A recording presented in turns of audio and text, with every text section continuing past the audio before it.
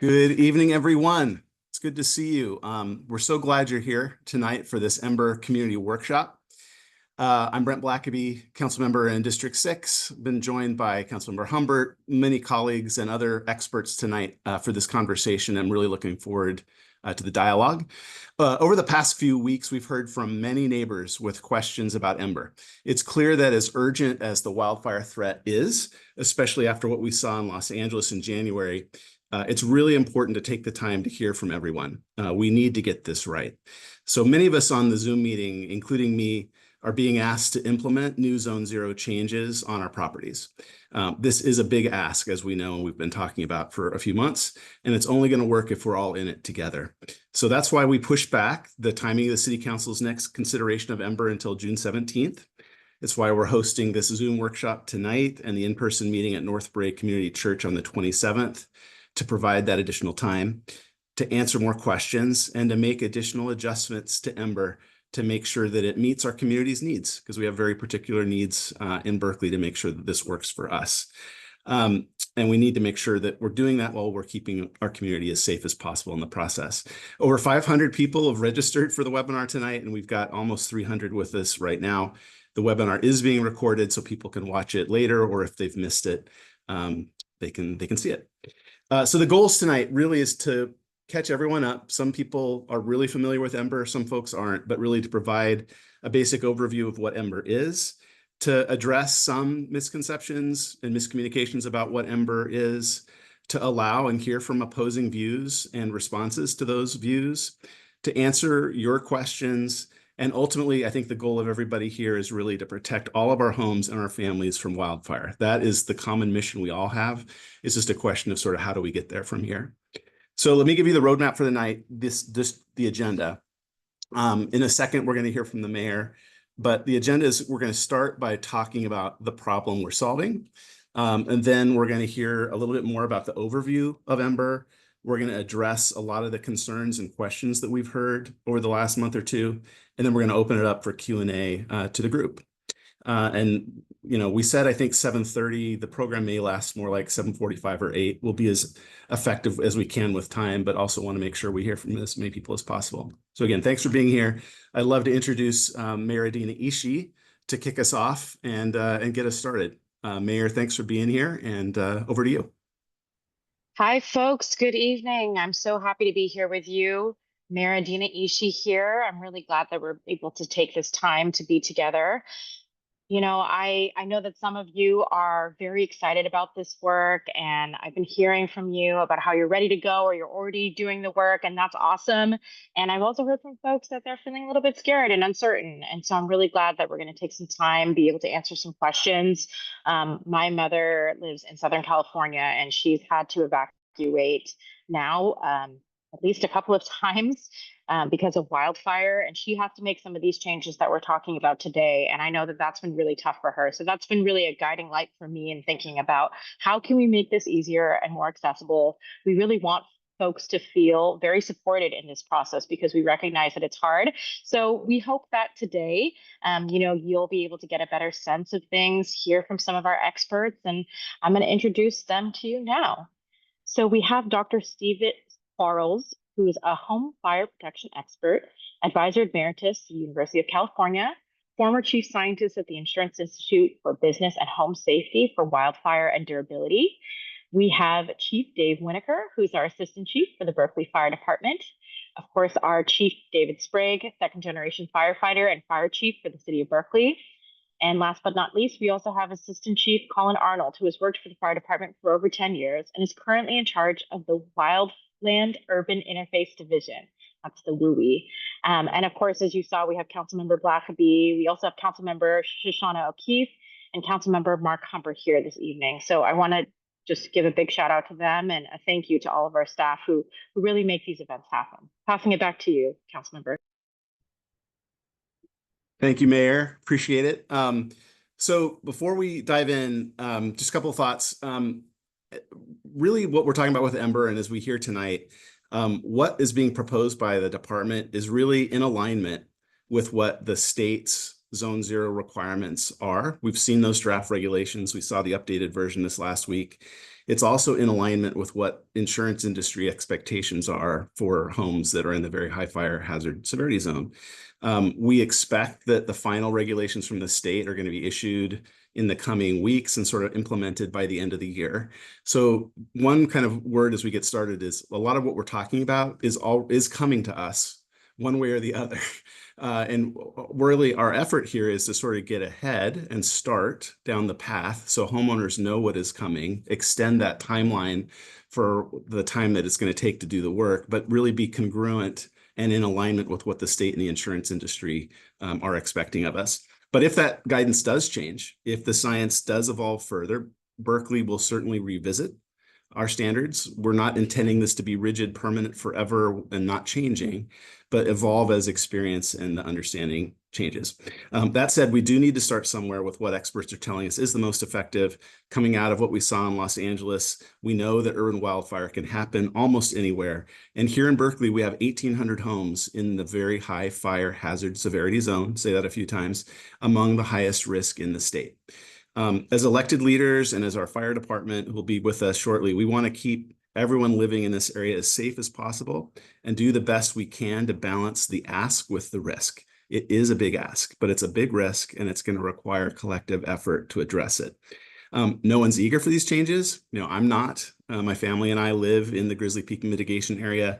I'm already coming to grips with what we're being asked to do, what vegetation we're going to have to remove. And we're all going to need plenty of that time, support, and education and guidance, I think, to make that transition.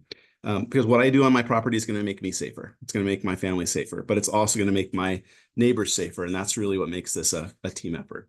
So we are really happy that everyone's here tonight to learn to ask questions, maybe even vent a little. After all, our end goal isn't just to pass a policy or update a fire code. Frankly, that's the easiest part. The goal is really to get us all on the same page, to forge consensus and try to move forward together. That is harder. That does take more time, but it's essential to do this right. So before we dive into Ember, I'd like to invite Assistant Chief Winnacker to join us.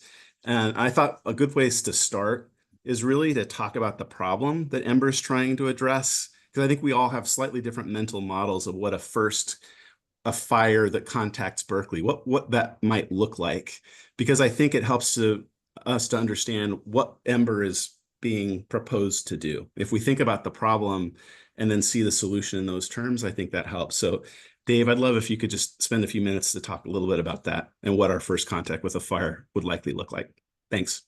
Thank you, Councilmember Blackaby. So I think the thing to look at first is the regional fire history and the weather conditions that create our exposure to wildfire risk. So as occurred in 1923, 1970, 1991, our primary risk is focused on a Diablo wind event. So winds out of the north-northeast where masses of very dry air are moving from the Great Basin down the Central Valley and then out to the sea following the Delta.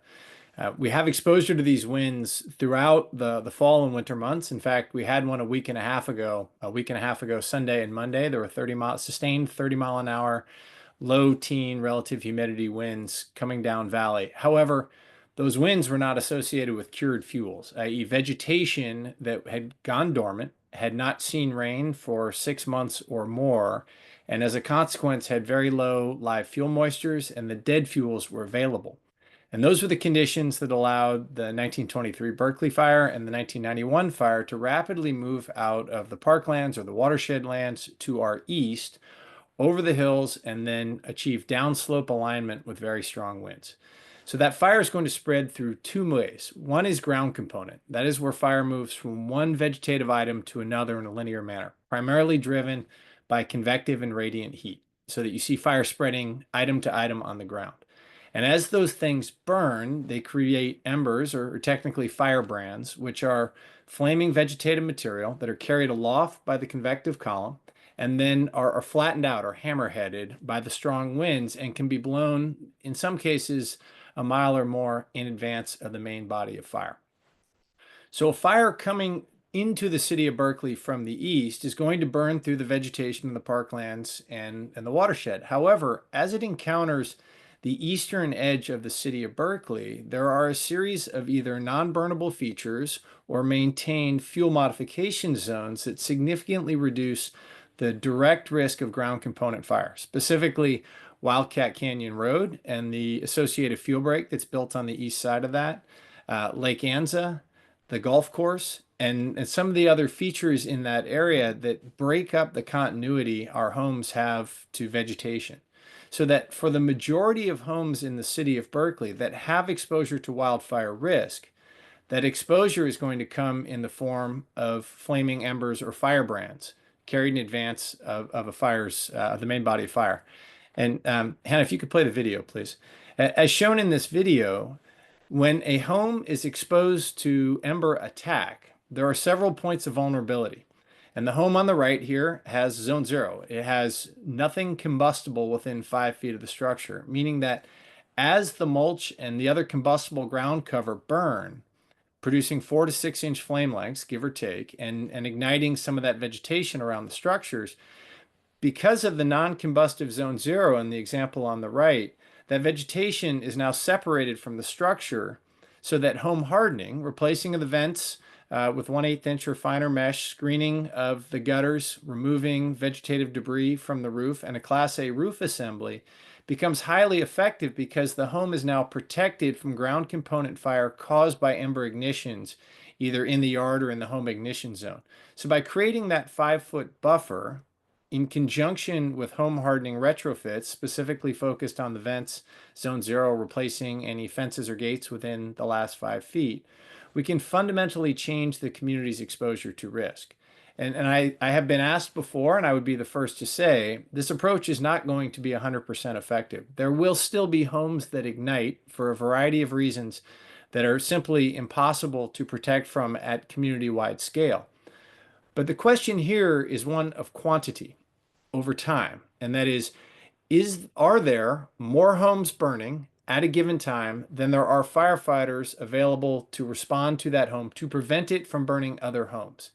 And we see a great example of this on a daily basis in the East Bay, where a structure fire, a room and contents that now spread to involve the structure, as that begins to burn, it produces embers and all of the features you would see that a home that is ignited by wildland fire showing. However, when those structures burn, they don't ignite other structures because the firefighting response is able to come to protect exposures, adjacent structures, and to put the fire out. And so the point of this approach and the point of Ember is to reduce the quantity of vulnerabilities that will allow homes to ignite, such that we have a reasonable chance of having more firefighters at the given place and time, so that those structural ignitions don't transition into urban fire or urban conflagration, where we have changed from vegetation as the fuel most likely to carry the fire, now to structures as the fuel most likely to carry the fire. And that these mitigation approaches we're proposing are not to protect a structure from an adjacent structure, because they will be ineffective at that. They are to protect the structure from ember attack so that fewer homes will be ignited when the inevitable wildland fire burns. With that, I'll hand it back over to Colin for an explanation of the Ember proposal.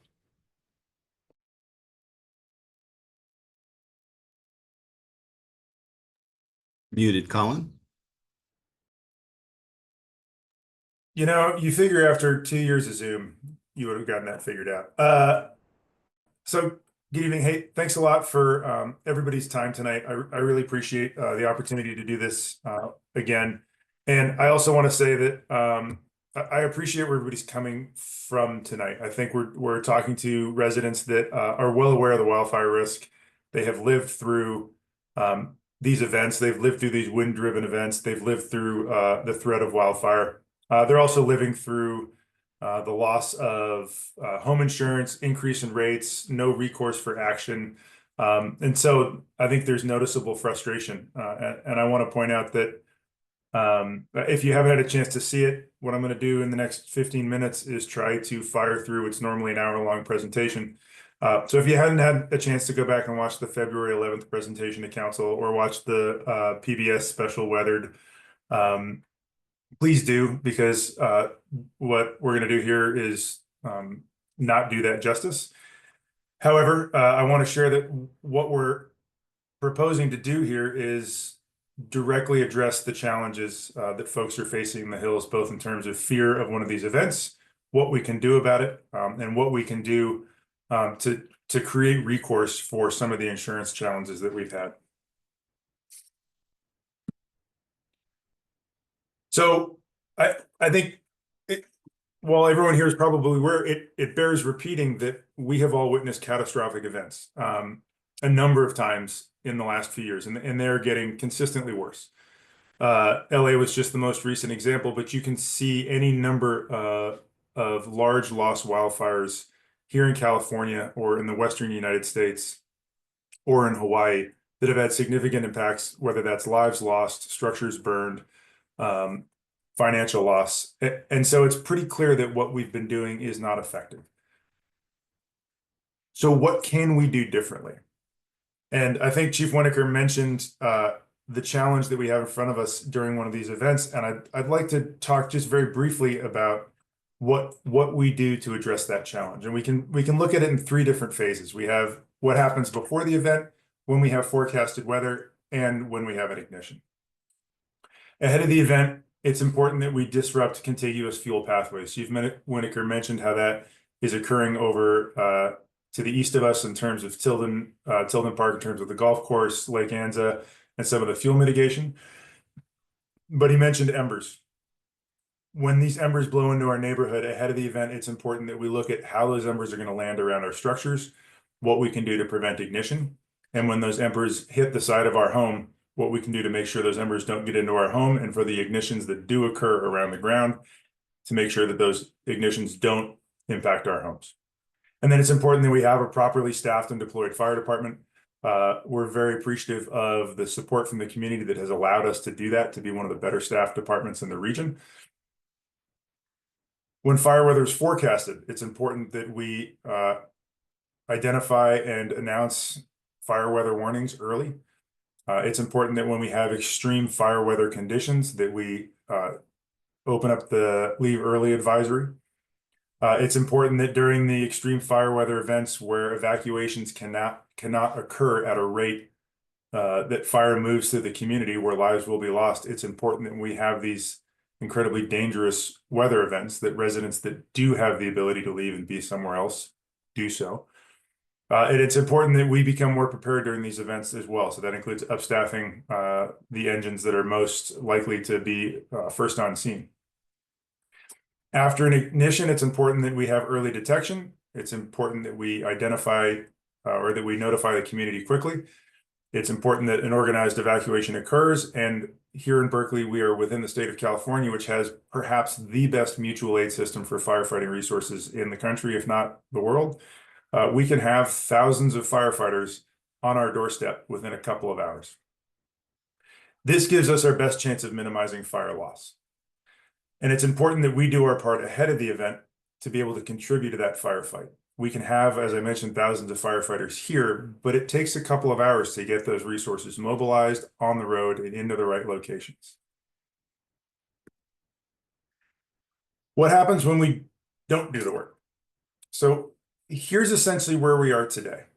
And it looks very similar. You can look at Google Street Map of any number of these fires or these communities before fire occurred, and they look very similar to Berkeley streets. We have what essentially is an unmitigated community. We have some homes that are compliant with Zone 0, are compliant with the best practices. They may have done so on their own. They may have done so to maintain their insurance.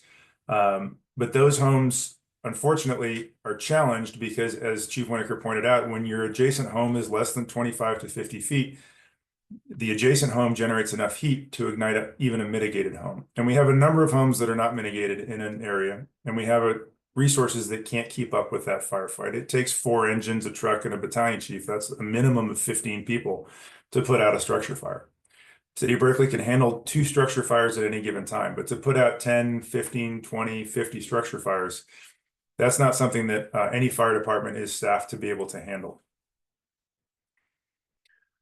However, in a mitigated community where we have contiguous compliant homes that have that are hardened, that have defensible space, that don't have any vegetation within the first 5 feet of their home, that When those homes are side by side one another, it means that any given home has not only done the work to protect themselves, but done the work to protect their neighbors. And when their neighbors have done the same, those two homes together form a chain of a defensible community. And as the homes to either side of them do it, you end up with groups of contiguous homes, so that when one home does ignite, the fire department and the regional mutual aid resources can focus on those homes that do ignite. We have evidence that this works. This is the Lahaina fire in Maui. This is the FSRI report that looked at how fire spread through the community. It started to the east, came down, and then traveled both north and south. And you'll notice that there's an area there where the fire eddied. It's essentially stopped. In order for the fire to get to northern Lahaina, it had to find another easterly path to get up. So this is Kahoma Village. It is approximately 200 homes. It was built in 2017 to modern fire code standards. That's Chapter 7A of the building code. So the homes were hardened.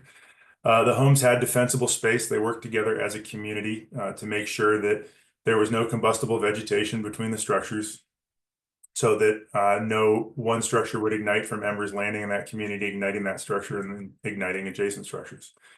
What happened here, of these 200 homes, and we all know what Lahaina looked like, in this community, 5 of the 200 homes that were there were damaged. So this community did the work to protect itself and reap the benefits. But I would also suggest and offer that the work that this community did, while very important to their own protection, played a large role in stopping the spread to other parts of Lahaina. And it was not for the other path of fire that fire was able to find that created other damage. And so this community is about 1/4 of a mile wide at its widest point, which is about the average distance between Grizzly Peak Boulevard and Wildcat Canyon Road. There's other examples of this as well. Outside of Botania, Chile, which is in Botania, Chile, which is outside of Valparaiso. This community was also built to modern standards. They knew where they were building. They knew the risk. They built again with compliant homes. They worked together to create a mitigated community and contiguous defensible homes. And Chile does not have the robust California firefighting response that we benefit from here. And so when fire reached the community, there was nobody there to fight it. The picture shows that that fire department wasn't needed, which is hard for me to say. But that this community fought this fire years before the fire got there and won. So there's a couple things that are going through council right now that Councilmember Blackaby mentioned, and I'm going to briefly talk about both of them. The first one is the CAL FIRE hazard severity maps and the additional areas designated as the City of Berkeley fire hazard severity zones. So the city is required to designate sorry, let me minimize something here on my screen. Berkeley's required to designate as at a minimum the CAL FIRE severity zones. Since the early 1990s, we've actually designated a much larger area of the fire hazard severity zone than what we're currently considering. Currently, the very high fire hazard severity zone as it exists today is that lower orange boundary that stretches down to areas of Shattuck, the Arlington, that sort of lowest boundary. The city also has the opportunity to consider things that CAL FIRE doesn't look at. CAL FIRE doesn't know our streets. They don't know our structure density. They don't know a lot of local factors that we do. So we have the opportunity to take these zones and make them and expand on them. So what we've looked at is fire pathways modeling that shows how fire gets into the community. We've looked at where we have minimum structure separation density, where if fire does get into the community, that it would create conflagration where one home would ignite others. We've looked at previous fire history. We've looked at evacuation challenges of the hills, and we've used all that to create a map that adds value to the CAL FIRE recommendations. So what we've proposed to council is the following. The red area that you see in the upper right of this picture up here is the existing proposed CAL FIRE very high fire hazard severity zone with no changes. We have proposed adding to that the area of Panoramic Hill that is currently under the very high. And then we have proposed expanding the high, but not the very high, to further down the hill. what this would require for this community is that they remain compliant with Chapter 7A, which is the building codes, but under the current code would not be required to have defensible space. And so the end result is a retraction of the very high zone from way down here, that sort of Shattuck line that I talked about that stretches through the westernmost color all the way up to the red. And then just an expansion of the high here. So it's overall a reduction in the hazard severity zones, but it is an expansion of the high. That is confusing, and it is a challenge to explain. But if there are questions, please post them in the chat or raise your hand afterwards. The second piece that we're talking about is the modification and adoption of the Berkeley Fire Code local amendments. So the Berkeley Fire Department has the responsibility to make the fire code more restrictive than the state when it deems required for the area. And so what we've been looking at exclusively is the research and adoption of a modification to Chapter 49, which is the vegetation code, that brings us into compliance with best practices as identified by the research that Chief Winnacker and Dr. Quarles will talk about in a few minutes. There's a lot of other areas of the fire code that have existed for a very long time. None of those have changed. There's rules about any number of things. So the only thing that has really been changed is just this Chapter 49 of the vegetation code. What the research tells us and what this proposed code suggests is that what could be allowed within the first 5 feet of a structure. So for those of us that are 6 feet tall or 5'5", that is less than the distance from one fingertip to the other when you spread your arms out, is that plants in non-combustible containers, as long as they're not in containers larger than 5 gallons, and that size is so that you can move them on high hazard days, adequately spaced and no taller than 18 inches. The other thing that can be within those first 5 feet is mature trees taller than the roof line that are adequately pruned.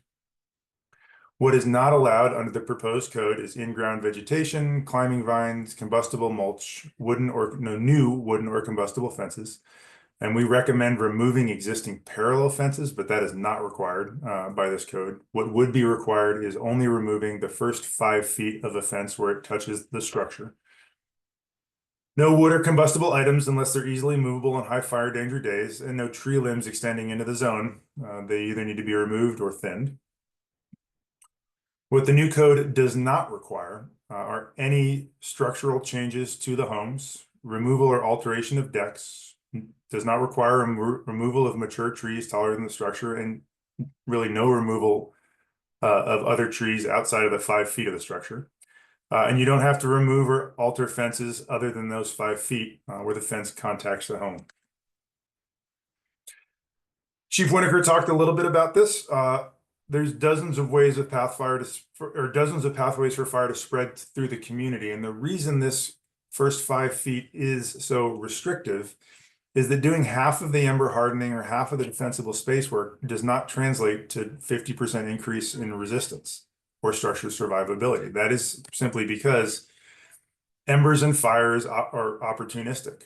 That ember needs a single point to ignite a structure. And so doing most of the work still leaves a tremendous opportunity for these hundreds of thousands of embers that enter a community ahead of a wildfire during an ember storm to create ignition points. And those ignition points can be vegetation when this starts as a wildfire, but once it makes an entry into the community, those homes start off as targets, but when they ignite, they become the source of future embers. So hardened homes act as an internal fuel break where we can anchor and protect not only that community, but the rest of the community downwind.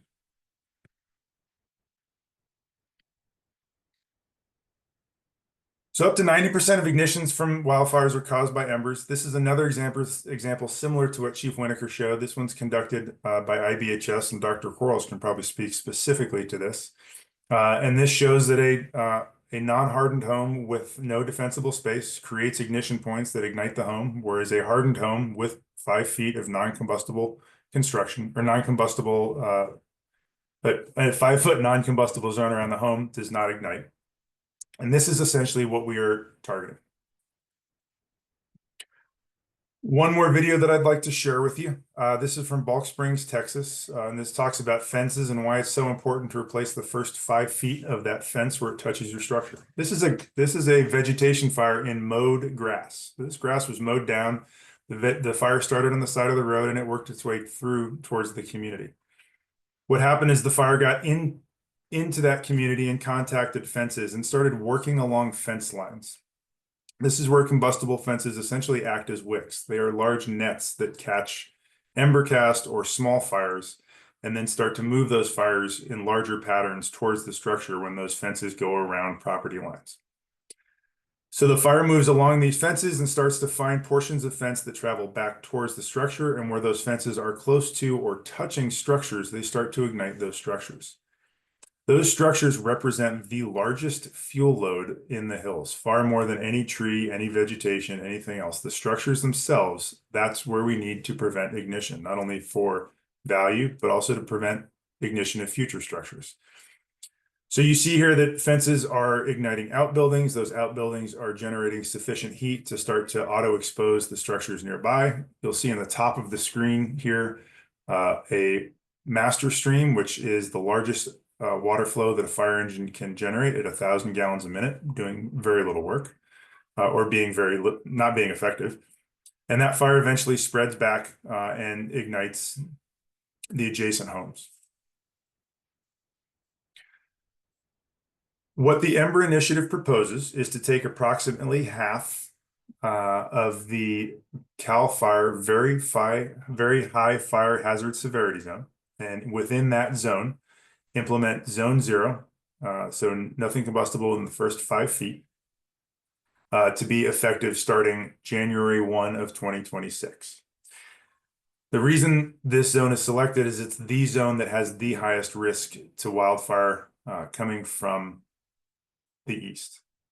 This is incredibly important for us because I think it's important to spend our time going forward investing our resources in what we have available specifically to this community, because this community is where we need to start to make sure this community is protected. Because if we don't protect this community, any community west of there will also suffer. So we need to start at the front lines. In this community with the state Zone 0 law would also take effect starting in 2029. So this basically puts us 3 years ahead of what the state is proposing to do.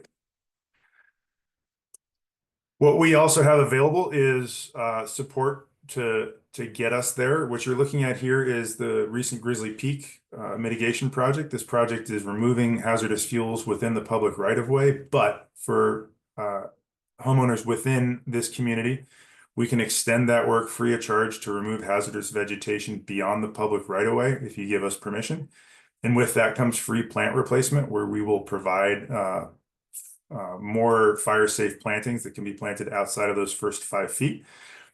You know, I apologize for the photo here. This isn't necessarily what we expect your front yard to look like, but we happen to be in the middle of this project, and this is how far we've gotten with this particular resident.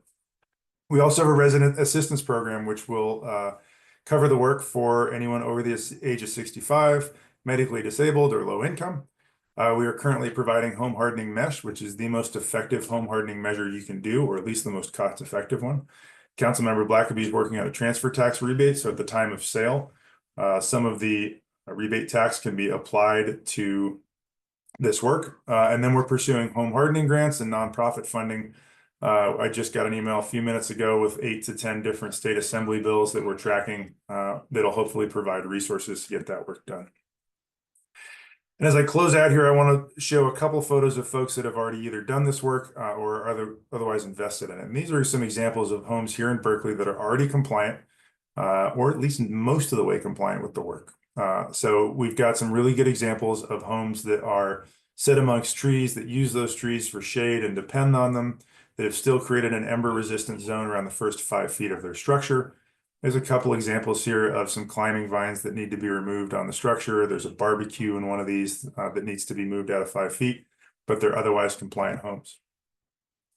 Same thing here, using those first 5 feet, you can invest in those as a walking path or a sitting area. You can also, if that's not in your budget, you can just simply clear out the hazardous vegetation from the ground in the first 5 feet and be compliant as well. So I know we've got a lot more questions. I tried to move through that quickly. I look forward to hearing your questions. And there is a QR link here that'll link you back to additional resources. And I will post that in the chat as well. Councilmember Blackaby, I will turn it back over to you. Thank you, Colin. Thanks for condensing an hour into 15 minutes. Really appreciate that.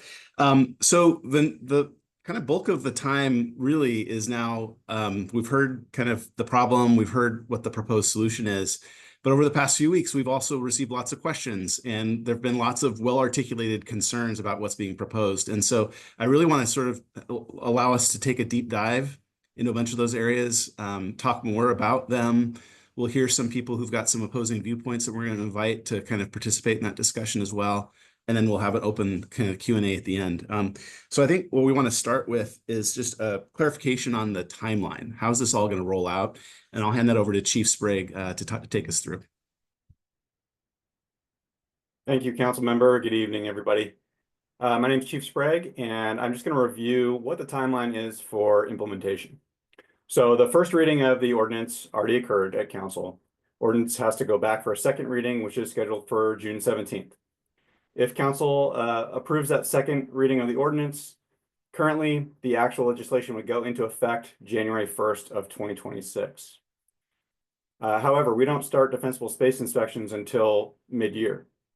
So, and then once inspections start, through the cycle of inspections and re-inspections, there's another about 60 days. So really, we're not looking to get into the compliance part of our inspection program until summer of 2026, which gives us a pretty good runway, a year plus. The other thing that's really important to recognize is that we're going to be focusing all of our resources in this division, which is currently spread amongst over 9,000 homes a year that we're responsible for inspecting and guiding through the process, down to just over 1,200 homes total between the two areas. So a lot more resources focused in a much smaller area, which means more customized help, one-on-one, small group meetings, that we're going to be a lot more accessible and able to spend a lot more time walking residents through how they can become compliant with Zone 0. And if they want to invest in home hardening, giving some suggestions there as well. The other thing that I just want to state for the record is nothing about our compliance program, our citation program, or our philosophy around that is changing. And if you're not familiar, I think everybody on this call has probably had numerous defensible space inspections. That process is not going to change. It's an education first. We want to work with you to gain compliance for you to understand. Really, enforcement and citations are our last line of defense, which is necessary when you have a small number of people that are oftentimes absentee and just not willing to do the work or unresponsive. And that's, we've done in the last 3 years, over 20,000 inspections. Of those 28,000 inspections, that's generated 9,000 violations. A violation is simply a notice that you need to correct. Of those 9,000 violations, I believe we've only sent about 70 to citation. So that's less than a 0.5% of the total number of inspections over the last 3 years have actually resulted in citation. This is education first. We want to build a coalition of the willing, and that's what our philosophy has been and what it will continue to be. Brent? Thanks, Chief. So that's the timeline. I know there have been a lot of questions about the science, so we also want to dig into that. And I want to invite a couple of kind of our experts to come back and talk about it. This will also be a part where, again, they'll kind of give us an overview of the science, the history, and kind of what the latest thinking is here. And then we're going to invite kind of a member of the community who's got and has been thinking, he's got some concerns and alternative points of view on this to also come and talk about that. But I want to start with Dr. Quarles and Chief Winnacker to come back on. And Hannah, if you want to advance the slide real quick. Again, just a reminder, so these are, again, two folks who've done a lot of work in this area for many, many years. And I'll turn it over to you two to kind of start on the science discussion. Right, thanks. I guess I'll start. I was just going to provide a short history of this Zone 0 concept. I think if we go back to 1965, that's when the state of California first enacted a regulation related to managing vegetation on the property, and that was Public Resources Code 4291 that evolved into what we learned to be our defensible space zones from the home out 30 feet and then from 30 feet to 100 feet. And both of those zones had the modifier or to the property line. So if your property line was 30 feet, then you had the zone one only to worry about. The first this idea of zone 0 or this ember resistant zone, the near home zone, it grew out of the acknowledgement of the importance of ember ignitions to homes, and this is what embers do directly by igniting a combustible thing without the help of surrounding vegetation, and indirectly. So, indirect ember ignition is ultimately a radiant heat or flame contact exposure to the home.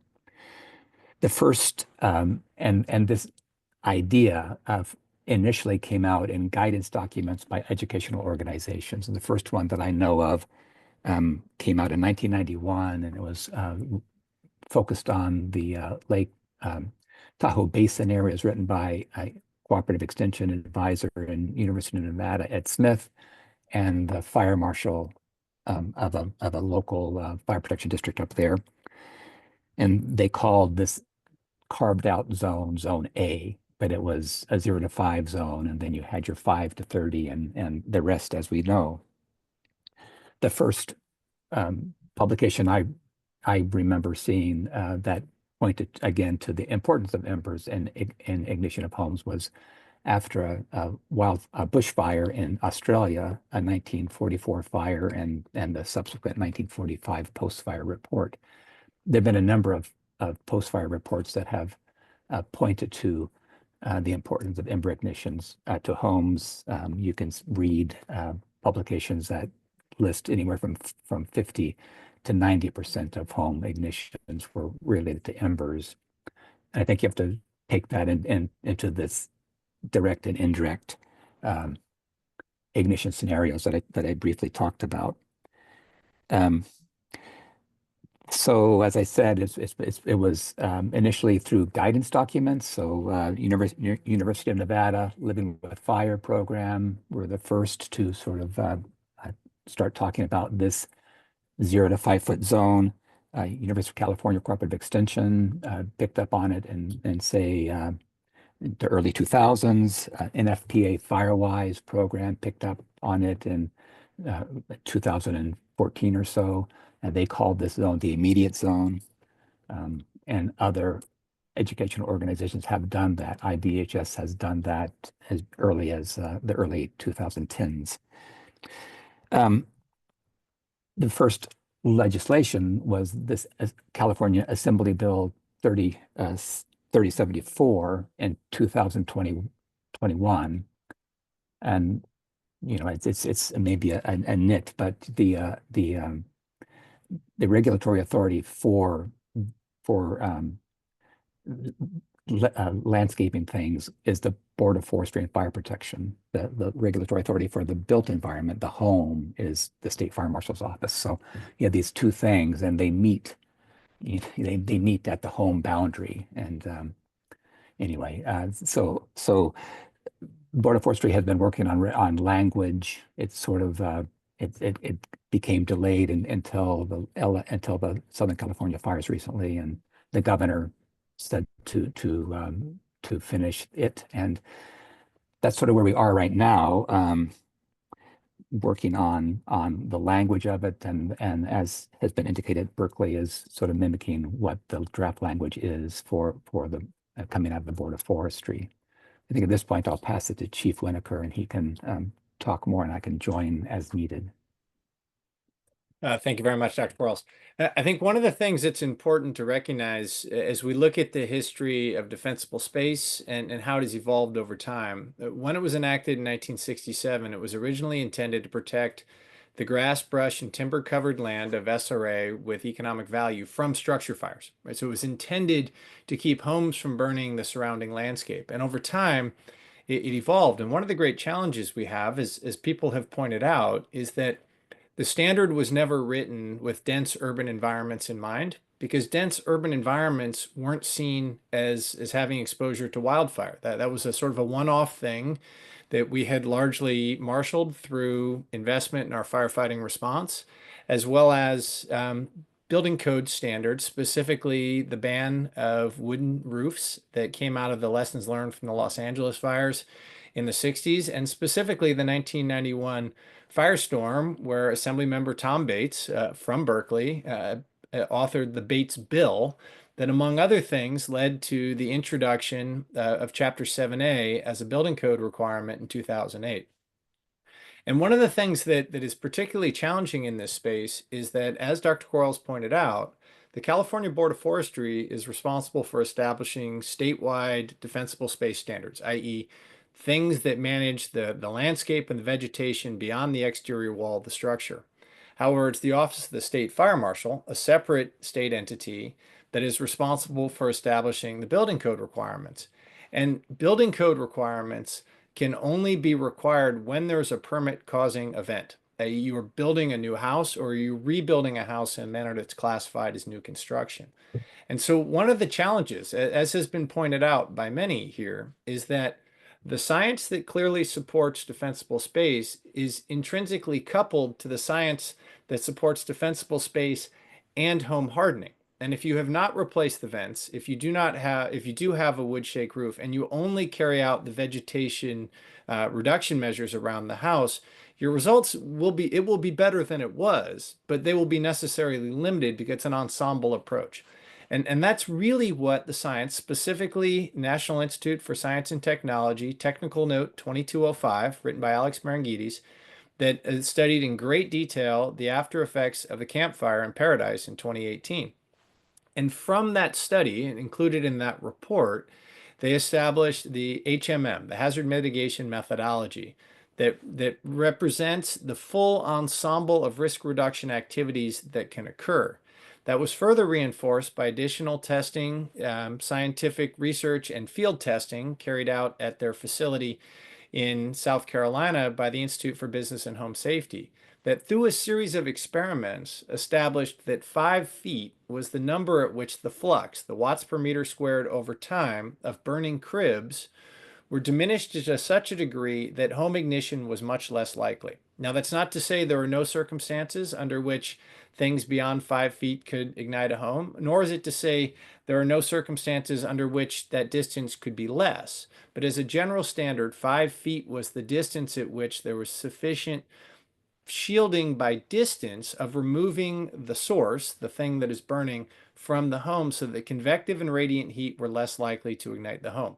Now, it's noteworthy that 5-foot zone 0 is specific to vegetation, lawn furniture, small items, etc. And if the source, the threat to a home, is an adjacent structure, then that 5 feet is only going to be partially effective, because it will only protect the target home from the embers caused by the source structure. And so there's a network effect here, both on the parcel, where defensible space and home hardening work together to protect the home, and then a network effect throughout the community, whereby a single home carrying out these actions will be highly ineffective, because the risk it is exposed to is not necessarily from vegetation, certainly from embers ignited by or spread by vegetation, but not from ground component fire, and that the primary peril is the neighbor's asset, the neighbor's home, and the connecting edges, fences, other combustive material like a line of hedges that connect one structure from another, so that we have not only embers produced by vegetation and structures, and the potential for radiant and convective heat if those homes are within between 10 meters, so about 33 feet, and 50 feet, where there's a high potential for structure-to-structure ignition via convective and radiant heat, but also from connecting edges in the form of wooden fences, contiguous hedges, those sorts of things that tie the structures together with a burnable fuse or a wick. And so it is decoupling the structures from each other by removing the fences or the hedges for those last 5 feet, hardening the structures against embers, and then decoupling the community from the surrounding vegetation with perimeter fuel breaks. By taking that ensemble approach, the risk can be significantly reduced. And as I've said before, it is not an incorrect observation to point out that a single home carrying out one of these measures is unlikely to be effective. However, network effects are rapidly achieved, beginning at about 30% of the homes in an area carrying out the mitigations, rising to about 85%, where you've largely received the full value of the mitigation. So with regard to the science, I would say there are also real gaps. And that is just a statement of fact. There has been laboratory testing, primarily by IBHS in South Carolina, with a full-scale wind tunnel where they put full-scale houses on a railroad turnstile and they blast embers at them. And there's been post-fire reconstruction after essentially every major fire. But there are a limited number of laboratory settings in which one can try the essentially endless number of combinations of construction material, plant types, plant configuration, plant separation.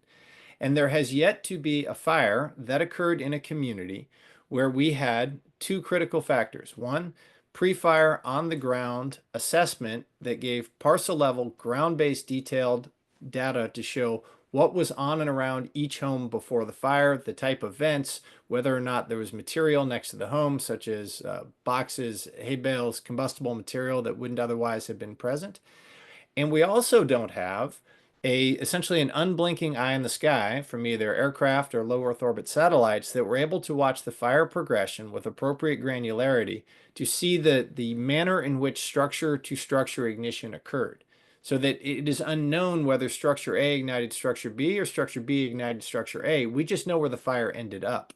And so therefore, there are a number of unknowns about combinations of things, or whether or not certain plant species behaved in a different manner on extreme fire conditions.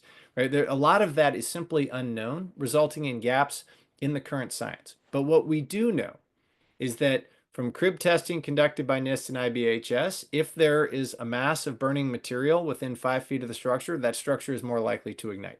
We do know if a structure is not prepared to receive embers and that it has a non-Class A rated roof, does not have ember resistant vents, and it does not have zone 0, it is more likely to burn.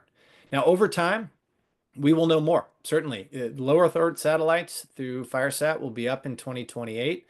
And we are getting closer and closer through Fireside and WUI and Madronis and other community and other vendors who provide this service. We're getting closer and closer to having enough pre-fire ground level data that eventually a fire will burn in one of these communities and we'll know much more.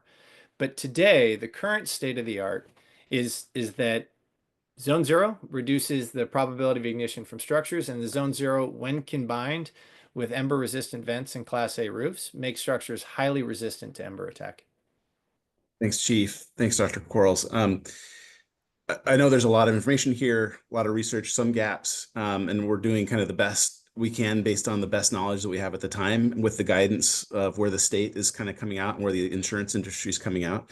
But we also know there are lots of questions. We have folks who are articulating, other points of view in this space. And so would love it if David Richer, who's a neighbor of ours in Berkeley, if he could join. And David, can you hear us?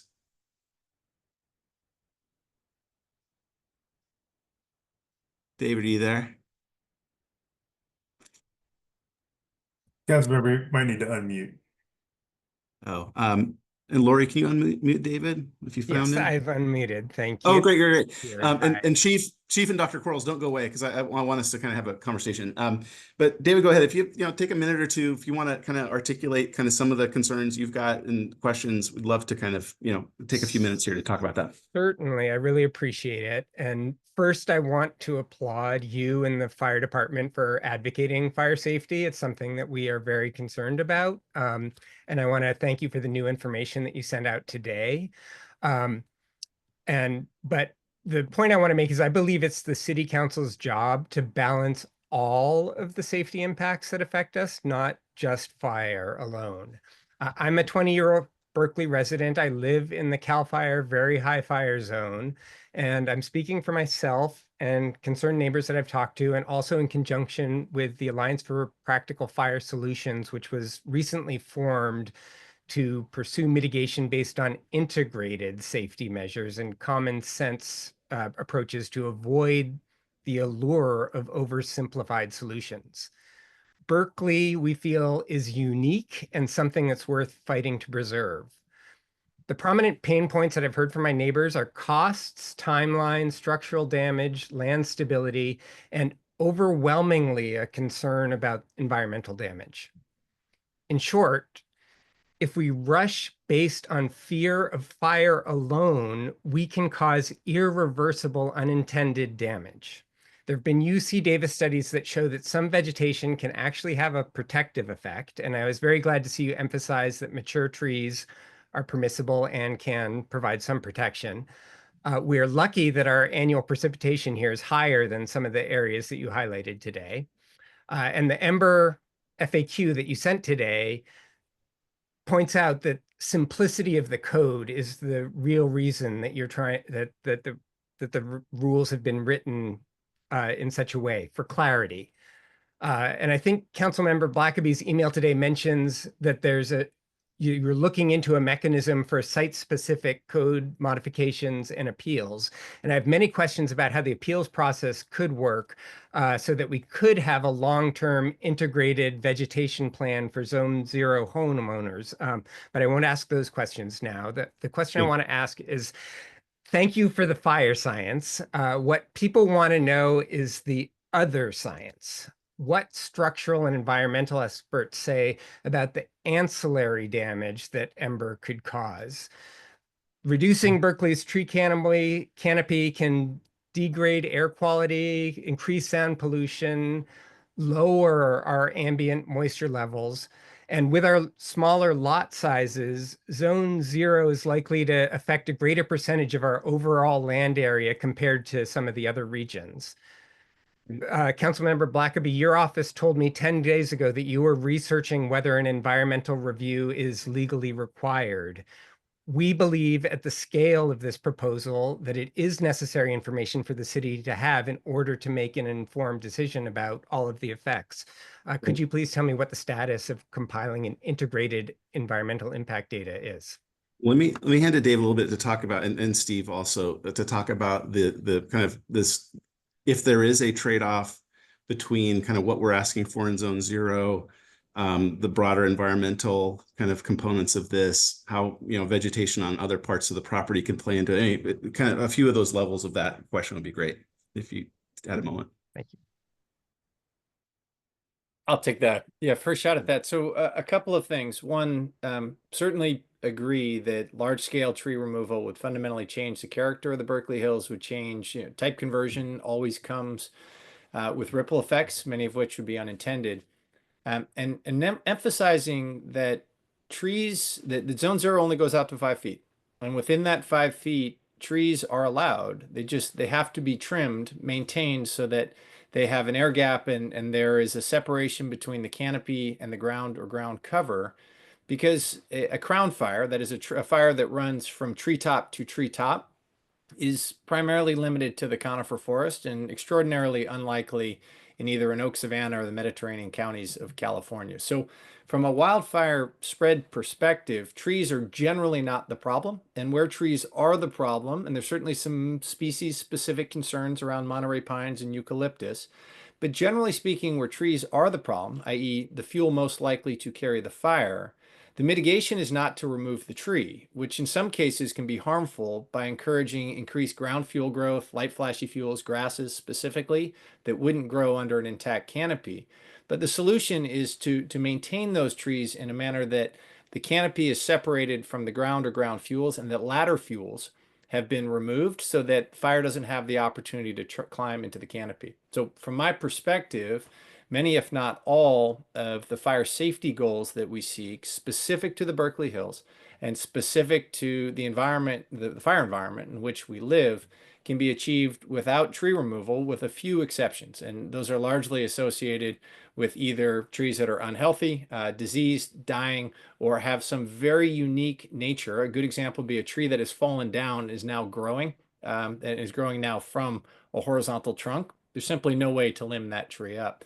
But generally speaking, trees are neither the problem nor is removing them a requirement. And I would just briefly mention with regard to site-specific considerations, under long-standing and well-practiced elements that are currently included in both the California Fire Code and the Berkeley Fire Code in BMC 19.48 as adopted in 2022, there is both a modifications clause and an alternate means and measures clause, whereby a resident, a person seeking a permit who believes that either there are practical difficulties associated with following the letter of the law, have the opportunity to meet the intent via other means.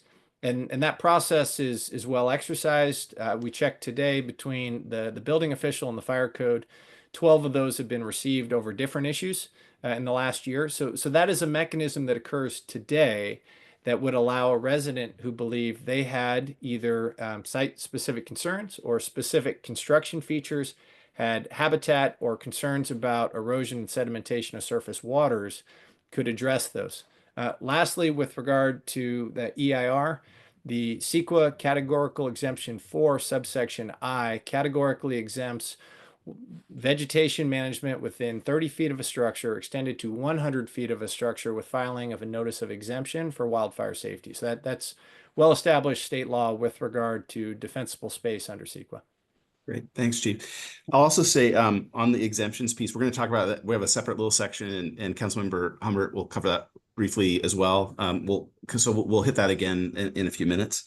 I want to move us just a little more onto the vegetation side. There's been, again, a lot of discussion about what is flammable vegetation, what is flammable material in Zone 0? Are there any kinds of plants that could be acceptable? Succulents? Are there things like and so there are some questions, and I wonder if you could comment on that, and then we'll ask another resident to join us for some questions in that area.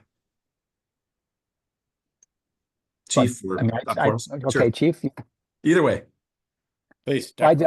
Yeah, so there are definitely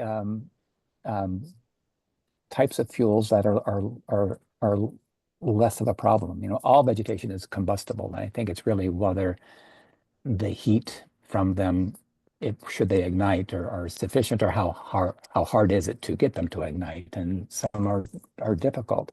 So I think there definitely are non-woody herbaceous vegetation that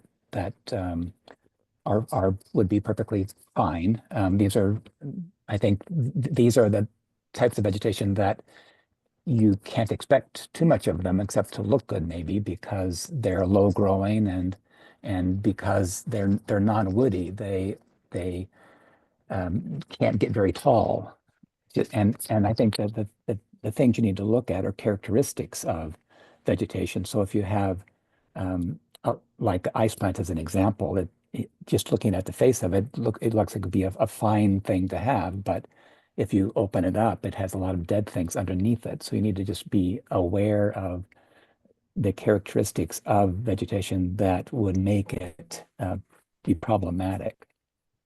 Is it also fair to say that there's, again, the farther you get from the structure, sort of your tolerance for that differs, right? I mean, that's why you have the 0 to 5, 5 to 30, 30 to 100 foot zones. How does that play in? How does that play into this? Well, I mean, I think that's exactly the thing.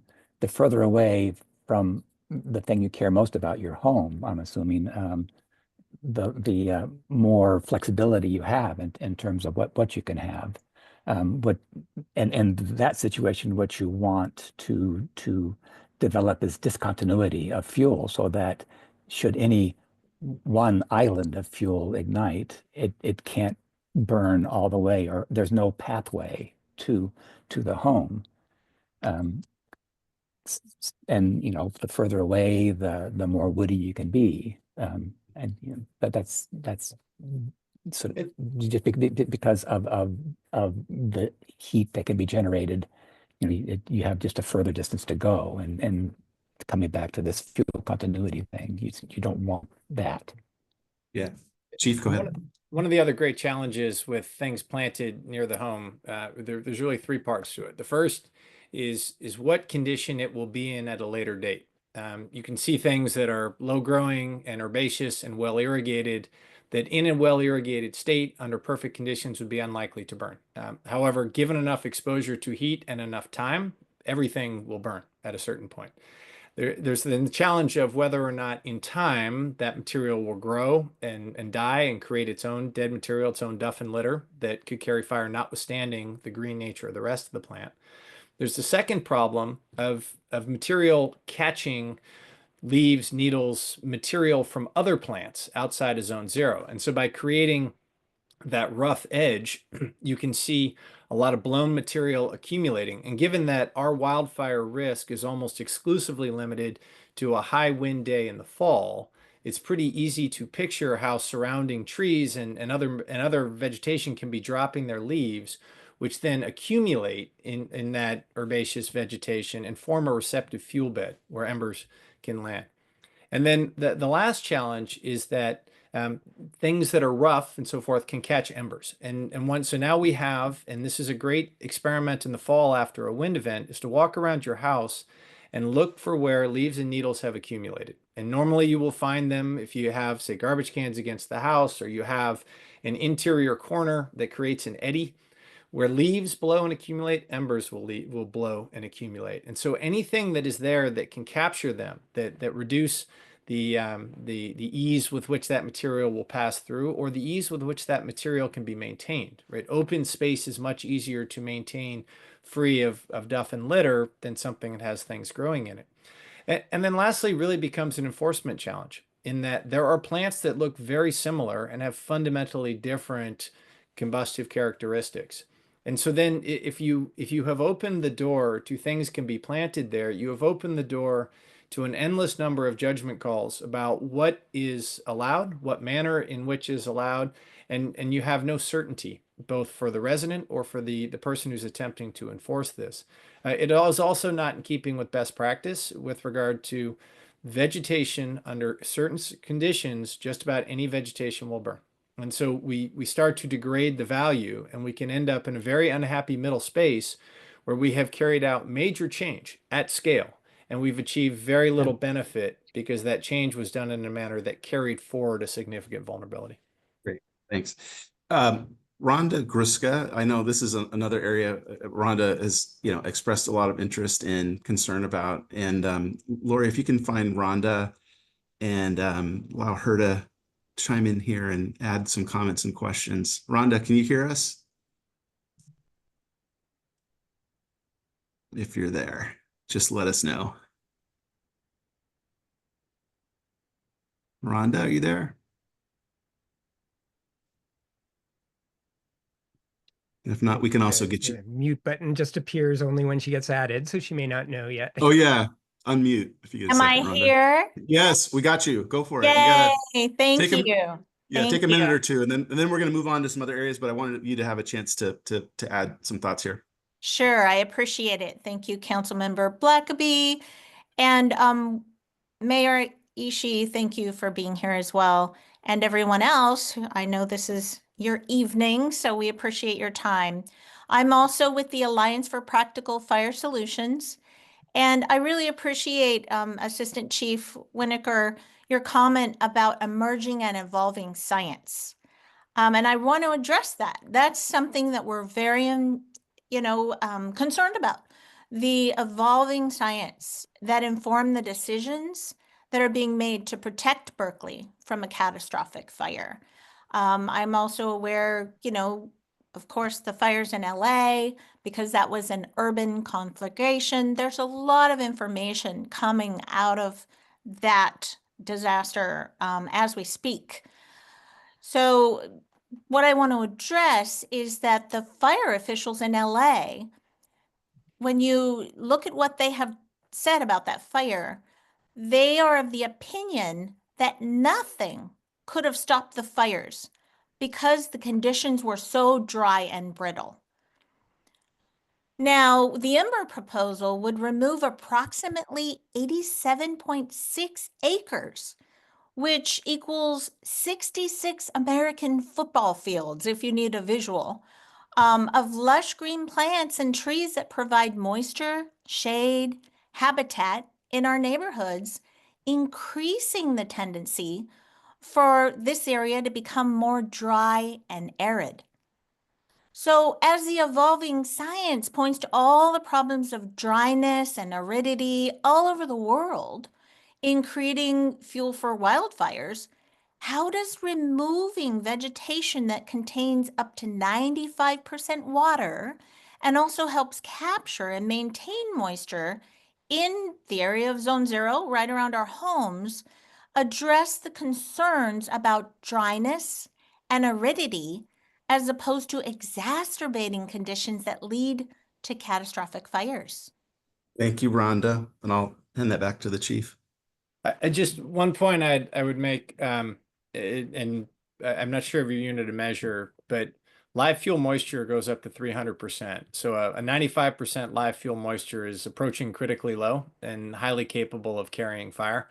Anything when you start getting down under 100%, that's generally considered critical fuel moisture is capable of carrying fire. I would also point out that vegetation and cooling and all of those benefits you spoke of are very important. And I would also argue that there's a trade-off here. There's a balance we are seeking. And that's that balance, from my perspective, from the research done by NIST, from IBHS, from my observation and from the observations of others in the firefighting business who have watched communities burn. In our case, the vegetation right next to the home is the vegetation that is most likely to create the vulnerability that will allow ember attack to transition to structure fire and then to subsequent structure to structure fire. I depends on who you were quoting or who you were referring to with regard to the LA fires. But I would note, if you look at both in Palisades and on the eastern side of Eaton, specifically slightly west of the Rubio Canyon entry, there are actually a significant number of homes that survived at the vegetative edge. And the survival rate of structures at the edge, where they had greater exposure to wildland fire, is higher than the survival rate of structures in the interior. And so I would agree with the statement that those fires were unstoppable once the urban firestorm had been initiated by that urban to vegetative transition at the point of entry. But it was not a foregone conclusion that those vegetative fires would transition into urban fires. And it is only but for the absence of additional mitigated structures at the edge that vulnerability was created. And that if more of the homes at the vegetative edge had the suite of wildfire, and specifically ember resistant mitigations in place, then the scale of the loss, irregardless of the weather conditions, the high winds, the dry vegetation, and the windblown embers produced by that combination, that it was the vulnerabilities at the points of transition. And from my perspective, that feels like the opportunity with the least impact to our environment. And to be clear, the environment has been impacted by all of our presence here, by the construction of streets and houses and power lines and all of the things that it takes to make a city. And that this is that sweet spot of the least impactful thing that will have the greatest benefit, that we as a city have the greatest amount of control over, that can fundamentally change our exposure to the risk of a future vegetation fire, which is inevitable in a fire-dependent landscape such as this one. It will reduce the probability of that future vegetation fire transitioning into an unstoppable structure fire. I'd say, like, correct me if I'm wrong, but, we actually encourage, lean green vegetation from that 5 to 30 and 30 to 100-foot zone. Like, we want some vegetation. We want green, right? We want healthy landscape there. That is good for the environment. It's good for fire protection as long as you interrupt the pathways for the fuel to proceed upon. It's really just thinking about how is the 0 to 5 foot zone different, right? And I also like your point about on the LA piece, because I think a similar thing could happen here, right? Once we have a structure fire kind of being uncontrollably blown by the wind on these dry days, it's true, like there's not much we can do to stop it, but the whole name of the game, it's why I think we started where we did. And I asked you to sort of give us the kind of the Ember Storm visual, we're trying to keep it at an Ember Storm level, right? We're trying to keep it at embers sort of impacting homes and yards and not triggering the ignition of homes. And if we can do that, then we have a chance to avoid something that's much, much worse. And so I think that does go to support what you guys are proposing here. Well, thank you. That was a lot on the science, and we can take more of that in Q&A. By the way, I know there are lots of questions. We have just a couple more things I want to highlight before we get to Q&A. And Shoshana O'Keefe, one of those things we've heard a lot about as well is what are our regional partners doing, right? We're being asked to do a lot as homeowners, we're being asked a lot to do as residents, but what are our partners doing, and can they step up as well? And thought maybe you could share some of that with us too. Absolutely. Thank you so much, Councilmember Blackaby. As you know, hold on, let me get my screen set up here. Sorry. Okay. As you know, wildfires have no awareness or respect for jurisdictional boundaries. As I said, actually, at the most recent council meeting, when we discussed these changes, wildfire safety is a collective action problem, which is the hardest kind of problem to solve. And this is true at the neighborhood level, since Zone 0 is not effective unless a very high percentage of neighbors participate, as we've already seen. But it's also true at the regional level. If something sparks in Tilden Park or in Kensington, it can be out of control before it reaches the Berkeley border. And so this is why I am very proud to represent Berkeley on something called the East Bay Wildfire Coalition, which is a body that's made up of representatives from each municipality in the region and also county jurisdictions. And we meet monthly or bi-monthly to coordinate efforts and talk about how we can manage wildfire risk as a region instead of as individuals. If you're interested in attending, by the way, the meeting is Wednesday mornings at 9 at El Cerrito City Hall. Not every Wednesday, but when it's scheduled. And you can also attend via Zoom. So if you want more information about that, just go to eastbaywildfire.org and they have their agendas listed. It's good stuff there. And I'd just like to briefly report on some of the work we've been doing. Interestingly enough, like one of the first meetings I attended was all about Berkeley, our wonderful fire department, presenting on Ember, include especially our work with Zone 0. And we're really trying to show other cities this work. We're really like leading the way in the region. This is often Berkeley's role, where we kind of do something first and show that something can be done, and then other areas will follow suit. So, and certainly we've gotten a lot of interest and support from the other members of the coalition. We've also had a couple of interesting presentations from one from PG&E and another from East Bay Mud about what they are doing, because they are also a big part of managing this risk. So I'll just go through some of the high points from those. East Bay Mud presented to us on their efforts, which include capital investments in infrastructure, such as reservoirs, pumping plants, regulator stations, and pipelines, and they've been investing in emergency equipment, such as stationary generators, and portable pumps. This is based on a lot of wisdom they got from the 1991 fire. It's very important that the water is available and flowing in the event of a fire. In terms of vegetation management, because they also have quite a bit of land in the area, they've worked to clear 150 miles of fire roads and do regular grazing and clearing of their property. So that's East Bay Mud. And then PG&E, they reported similar efforts. They also have quite a bit of land and, of course, the power lines. So they've been updating transmission lines and installing weather stations with high definition cameras to detect smoke and wildfires with greater speed and accuracy. And they were actually describing some of the new technology that they've been using, including AI to enhance fire detection, which, if that gives you pause, it gave me pause. And you may know I teach computer science, and I think about uses of AI quite a bit, and I'm actually fairly skeptical of most claims of magical things that AI can do. So I questioned the presenter about that a bit, and she assured me that they always have human eyes on all the cameras. The AI is just a supplement that they're investigating. So in that case, it seems pretty promising that they really are looking for the highest tech tools to make sure that any spark is detected immediately so they can deal with it before it gets out of control.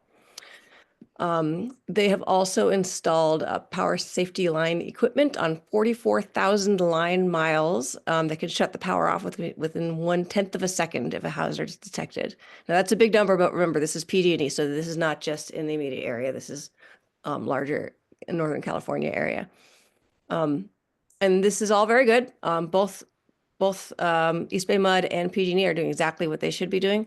But I will tell you, they put up some impressive numbers in their presentation, but it's, in my opinion, it's actually just not nearly enough. And I made that clear and questioned them about that. So I just want to assure everyone that Councilmember Blackaby and Councilmember Humbert and I intend to keep pushing them on this and making sure that they are focusing the appropriate amount of work on the area adjacent to Berkeley, because this is, Tilden Park, or not Tilden Park. Brent's going to talk about Tilden Park in a second, but the area nearby is, that's what we care about. So they've been doing stuff, but they could be doing more, and we're gonna keep pushing them on that. The last group I wanted to talk about is our own Berkeley Fire Safe Council. They've been an incredible resource to homeowners in our city. It's a volunteer group that's been helping remove 407 eucalyptus trees from the Berkeley Hills since 2020. Last month, I had the privilege of joining Henry De Niro and Nancy Rader, two leaders in that group, on a site tour of all their efforts, and it was really, really inspiring. Last year, they secured a $300,000 grant from PG&E's fuel reduction program and raised $45,000 from community members' donations.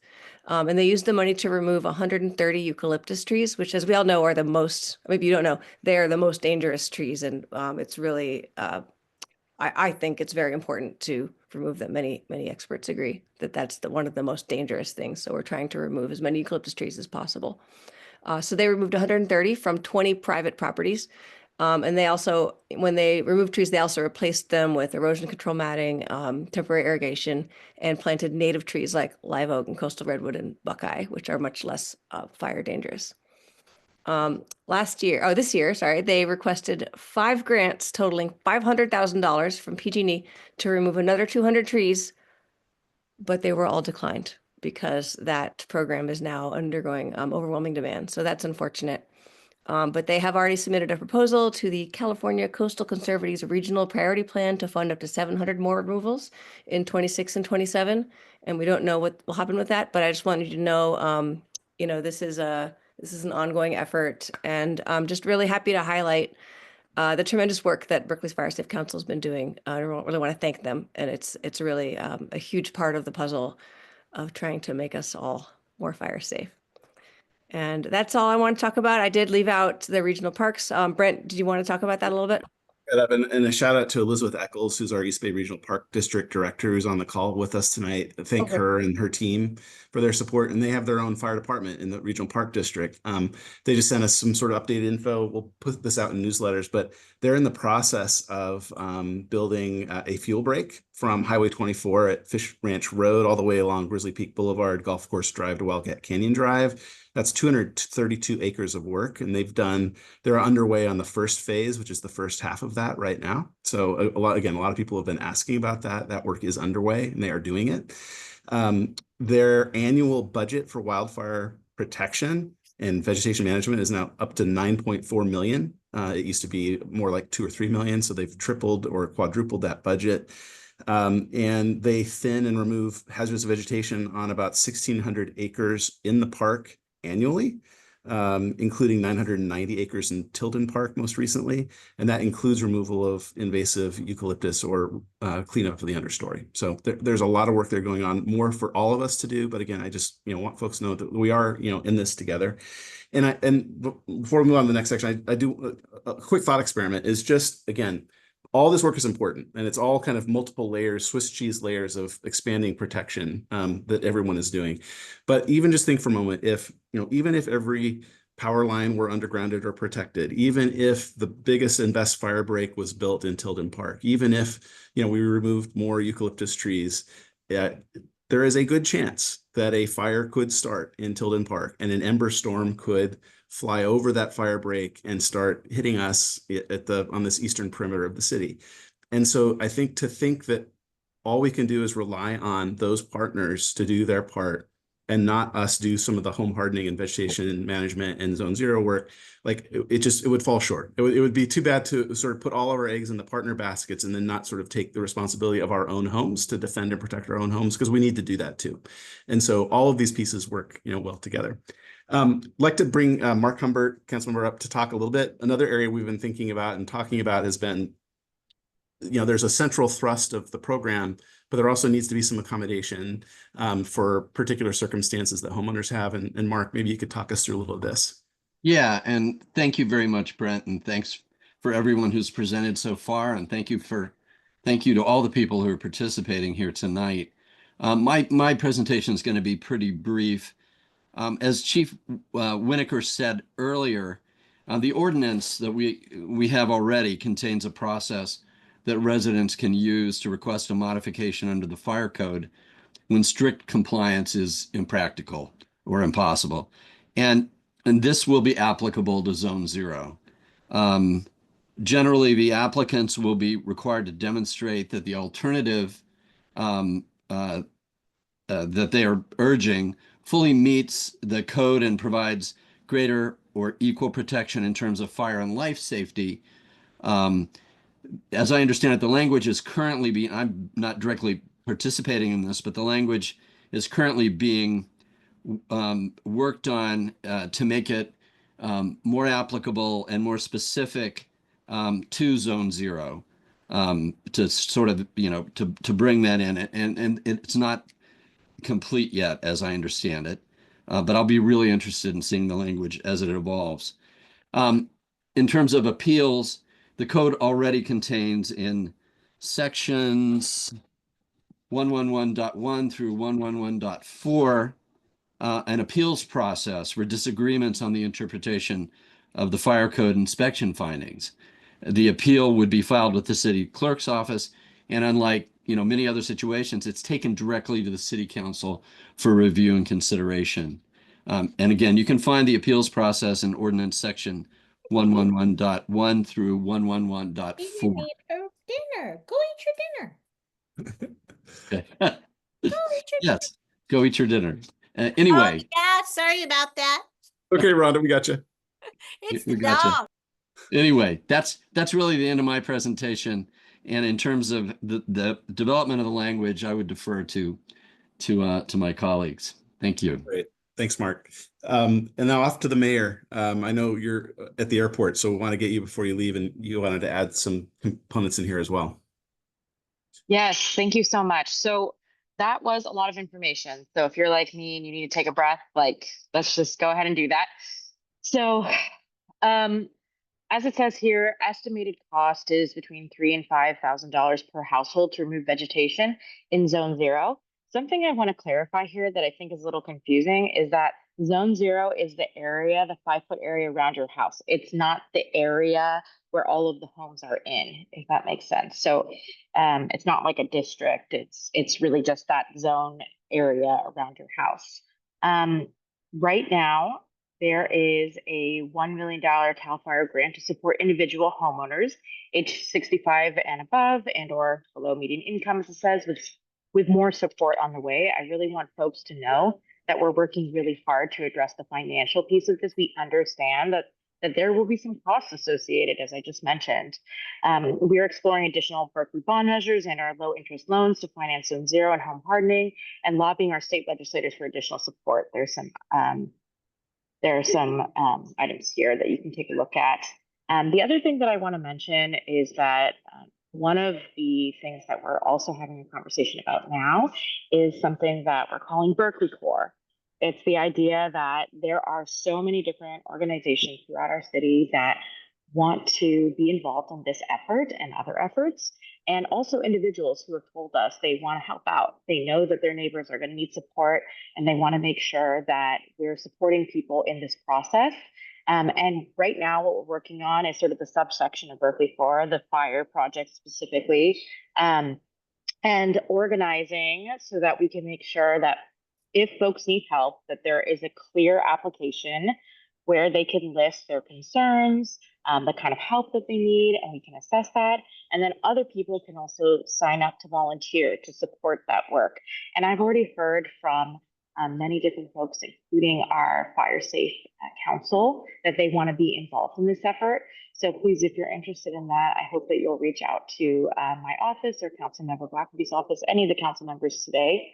Just know that we recognize that this is going to be a lot of work, and we want to be supportive so that folks don't have to be worried about this. I know it's a lot to take in, so just know that we'll make sure that we get your questions right now. We're hearing your questions, and we'll make sure that we're answering them so that you have the answers far, far, far before we're even talking about fines or anything like that. Thanks, Councilmember. Thank you, Mayor, and safe travels. If you need to drop, we understand. Safe travels. Last thing, and then I do want to get to Q&A. Thank you for having the patience of sticking with us and getting through all this. We did really want to sort of dive deep into these areas of concern that we've heard and at least have some conversations. We're going to open up to Q&A in a moment. Before we do that, I want to just let folks know we are listening. We hear what a lot of the frustration has been, and we're trying to sort of balance being wildfire safe and being resilient with what can we do, how can we adapt, how can we make this work, and this is continuing to evolve. We're continuing to have conversations like tonight and others. I'm sure we'll make some additional adjustments. So things that we're already doing, and it's kind of recapping, but again, ensuring that the focus here is on education, support, and guidance. It's not about penalties. It's assembling financial support. 1 million is just a start. We need to do much more. We know that, and that will be available over the duration of the timeline we're talking about here. We're talking about at least 12 months before inspections and even more time before we even get to any sort of potential citation, which will come in a very small minority of the cases. We're adding sort of these exemptions, the modification, process we talked about, an appeals process. So if you have exceptions, if you're on a hillside and removing vegetation is causing erosion concerns, we need to do something different, right? We can't let the fire safety trump the erosion piece of it. We're working, and the fire team is doing an awesome job. The Fire Safe Council is assembling a list and help, and then we will help kind of train some of those local landscapers and contractors who can assist neighbors in meeting the requirements. And I also want to be clear, the current standards are consistent with what the insurance industry is saying that they need to underwrite home insurance in very high fire hazard severity zones. Is also consistent with the requirements that are coming down from the state of California. If the science changes and evolves, if the state changes their requirements, if the insurance industry changes their requirements, we learn something different, we will revisit. We can be nimble and flexible. But we also sort of need to go and get started and get the ball rolling with the best that we can and the best of the knowledge that we have today. And that's really, I think, the spirit and the intention here. So with that, let's go to questions. There have been a lot in the written Q&A part. And Colin, maybe what we'll do here is start with some of the written questions. We've got some resources on the screen again as well. Sorry if I missed that. We can come back to that at the end. Again, a website, the Berkeley Fire Safe website, that has a link to a lot of the material we've talked about. There's an email address that goes directly to Colin and his team for additional questions. That's wildfire@berkeleyca.gov.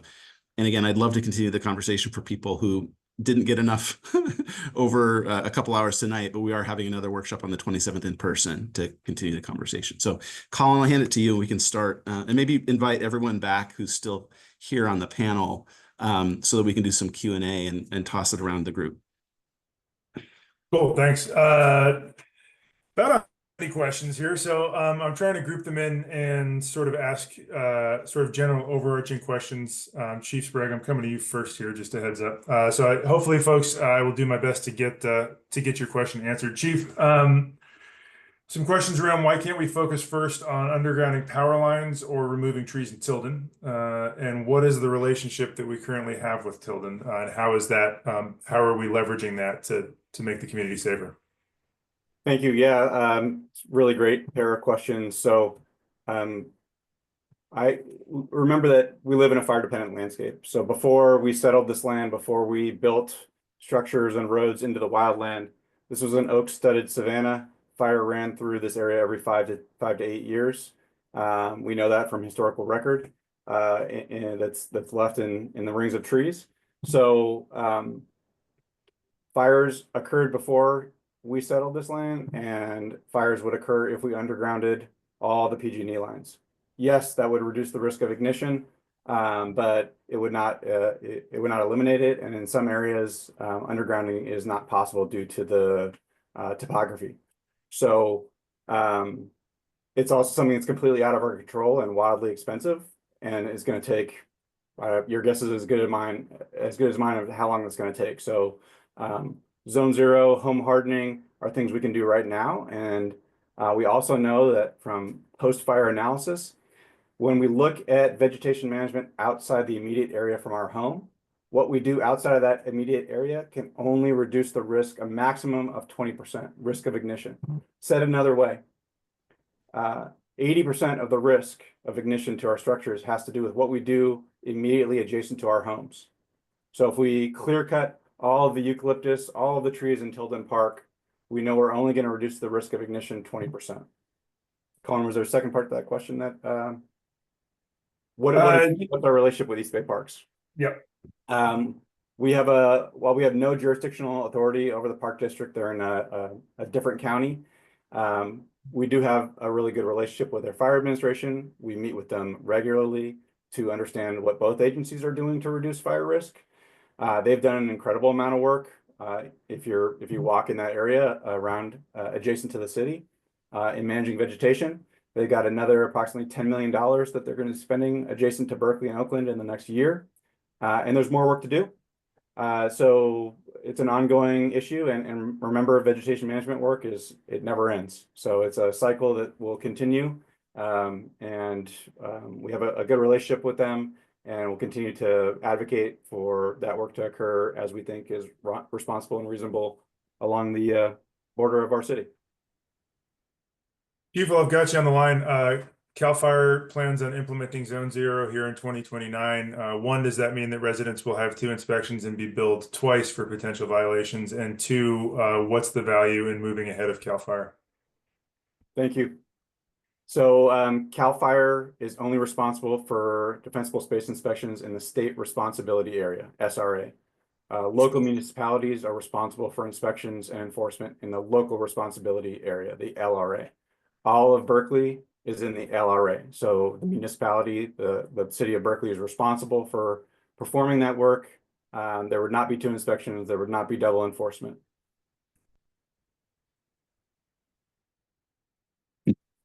Thanks. Chief Winnacker, I'm going to come to you for a couple here. Is an environmental impact report required for this work? What do we do if we're worried about erosion because of the work, or we feel like the work would otherwise generate a hazard? So under existing state law, defensible space within 30 feet of a structure extendable to 100 feet of a structure with a notice of exemption that has been filed is categorically exempt under categorical exemption 4 subsection I. That's long-standing state law. With regard to erosion control and sedimentation of surface waters, both of which are concerns under CEQA that a Cat 4 exemption would not override. There are a number of opportunities to replace vegetation in Zone 0 with something else that can stabilize the soil. And really the question is specific to the site. It is not recommended, nor would it be a best practice, to simply leave bare mineral soil around homes for a lot of reasons.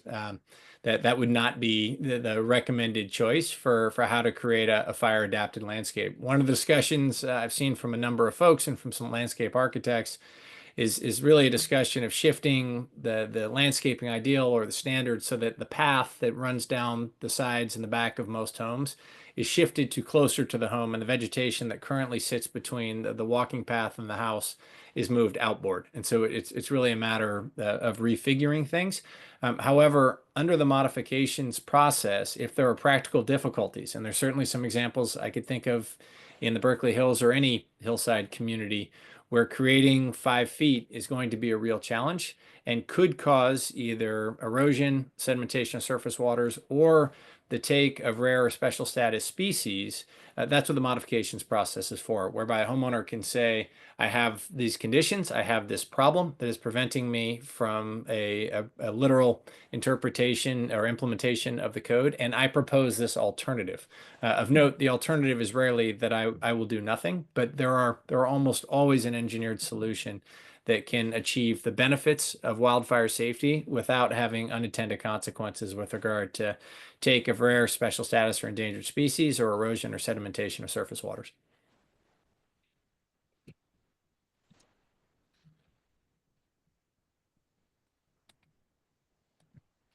Did we lose you, Colin? I think we did. Let's see. He said he'd be right back. Something about Okay. his power. Oh, okay, great. He died. Why don't we, while we're here, why don't we go to some live questions while we wait for Colin to come back? And Lori, do you want to tee up kind of some of the live hands that are raised? David Perry. David. You have to unmute. I just asked you to do that. David, can you unmute?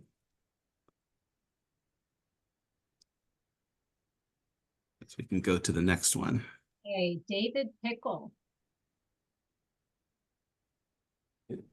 Go to, wait, is there David? Great. Yeah. Can you hear me? We can. Okay, let me turn my sound up a little bit. Okay, anyway, I will give, thank you everybody for being here. Here's my question or my comment about this. You know, I once read something about building a house in the hillside, and it said, an architect's favorite house is glass windows from the foundation to the roof. An engineer's favorite house has no windows at all and is all braced against seismic. And I know a fireman's favorite house is probably a concrete cube with a iron door.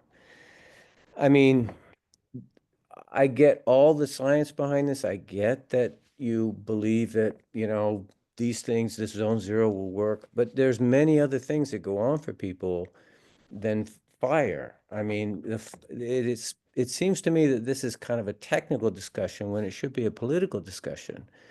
I mean, I think a lot of people out there are suddenly hearing that their gardens, their shade, their privacy, you know, things that are very important to a Californian who lives indoors and outdoors are going to be taken away. And, you know, in fact, I don't blame anybody in the fire department for this, because I think that they're very informed. I'm very impressed with their knowledge of these things. But it does bother me that the thing seems to be suddenly sprung on people. I mean, the entire character environmentally of the Berkeley Hills is going to change with this. I mean, these are small lots.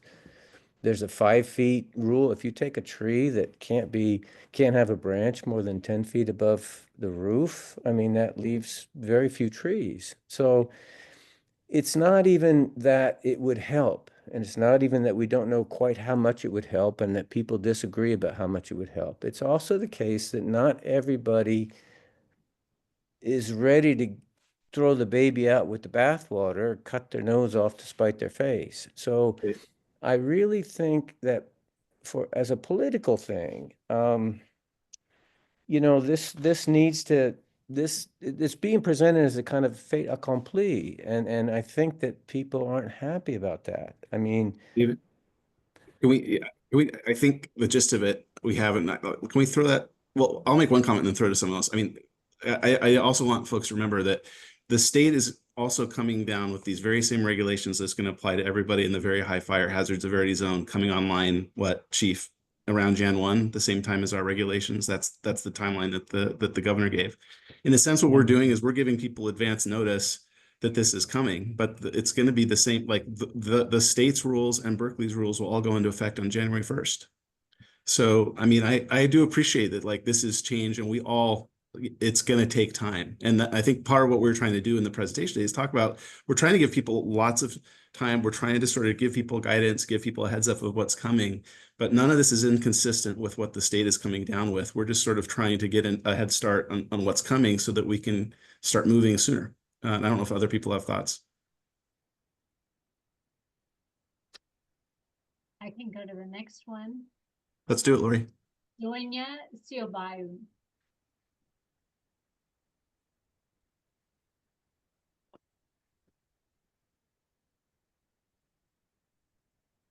Going out? Yeah, we can. So all the fire fighters spoke very nicely and spoke about the fire damage that can happen, which is their expertise. Councilmember Brent Blackaby gave a very encouraging promise at the end. However, none of the propositions Chief Dave Winnacker presented today are presented in the Ember wording. The Ember wording has the very dry language of 5 feet, 30 feet, 100 feet, remove everything. If we have this proposition adopted or voted on, the damage it can cause, it can be irreversible. From a fire perspective, you probably will not care because there will be landslides. It will be creation a lot of dry fuel. However, if the Ember proposal has the language that Chief Dave Winnacker was talking today, it would make sense. If the Ember proposal will have the focus on educating the population, what are the perspectives of the firemen, what are the perspectives of other experts, and how we can integrate all these perspectives to make a home safe, because we can eradicate everything around our home. Like our home is more or less compliant, but we wanted to go further. We invited experts to look at our home and we say, well, we want to remove this and that. And say, well, if you remove that, the hill in front of your house will move forward. You will have a sliding home. Your foundation will crack. If you want this to be done, you have to build a foundation that it's made with very deep metal roads going down very deeply. And that will cost $500,000. All right. It's So let's not take realistic. So let's take that. I So, think that comes back. yeah. That comes back to the exemption. piece When again. are I we think- going to see the revised Ember proposal? And I hope it's going to be way before it's going to be viewed by the council members. So I'd 1 say I month think is there's. not enough. Let me say two things. I think there's two pieces. One of which is the difference between what's in the fire code and Ember, and then what the program's actually going to be. That might be an interesting thing, Chief, to talk about. And two is just on the exemptions as well. If there's something that's at risk structurally with the home, how that would be addressed. Our Berkeley, it's a full exemption. The Berkeley Hills, it's an entire exemption from an ecological perspective. There are no Okay. reviews on that. Yes, the Thank- fire people did a lot of work. Where is the other work? Got it. So I Thank can, you. if I can briefly tackle this. First of all, I think for a lot of folks reading the fire code, and for that, I'm sorry, that is not a fun document to read as someone whose job it is to now read it. It is worded, it's handed down from a federal level to a state level to a local level, and then within Berkeley, there's many different departments within Berkeley that reference that code. It is not written to be comprehended in a logical way, for which I apologize. I do want to reiterate that I think what both Chief Winnacker and I described is how that code would be read and interpreted and applied. And it is difficult to see that when reading just parts of the code without reading the exemptions. I would like to see it a future where that code is more user-friendly, but absolutely what we presented tonight is obviously not verbatim, but how that code gets interpreted. To speak again to the exceptions, yeah, absolutely. If the requirements of the code would make it so that you're stable, and a soils engineer demonstrated that and presented those findings, in no way are we looking to implement a fire code that solves one problem but creates another. And so for that, there's a longstanding exemption process for which your structure would be allowed to propose modifications that still meet the nature and standard of the code while not creating additional risk for your structure. Lori, let's do one more. Yeah, Colin, go ahead if you want to go back to the written No, Q&A. I was gonna say, go for one more, and then I'm back with some other written questions too, whenever you're ready. Sorry, computer issues. Lori, let's go one more on the hands.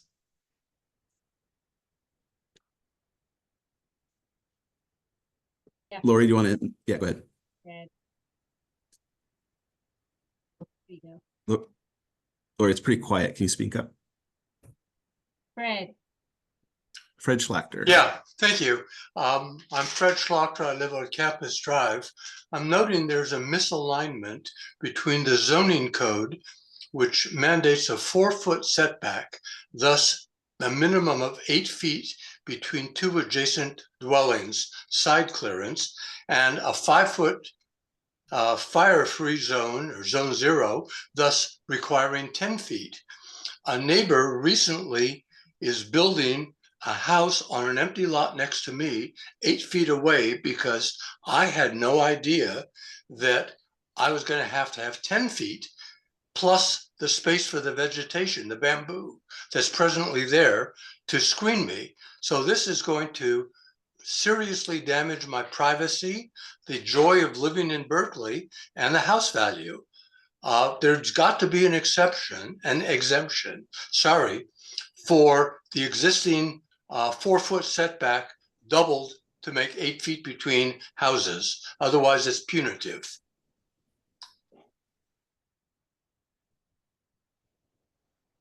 Take a crack at that, and then anyone else feel free to chime in.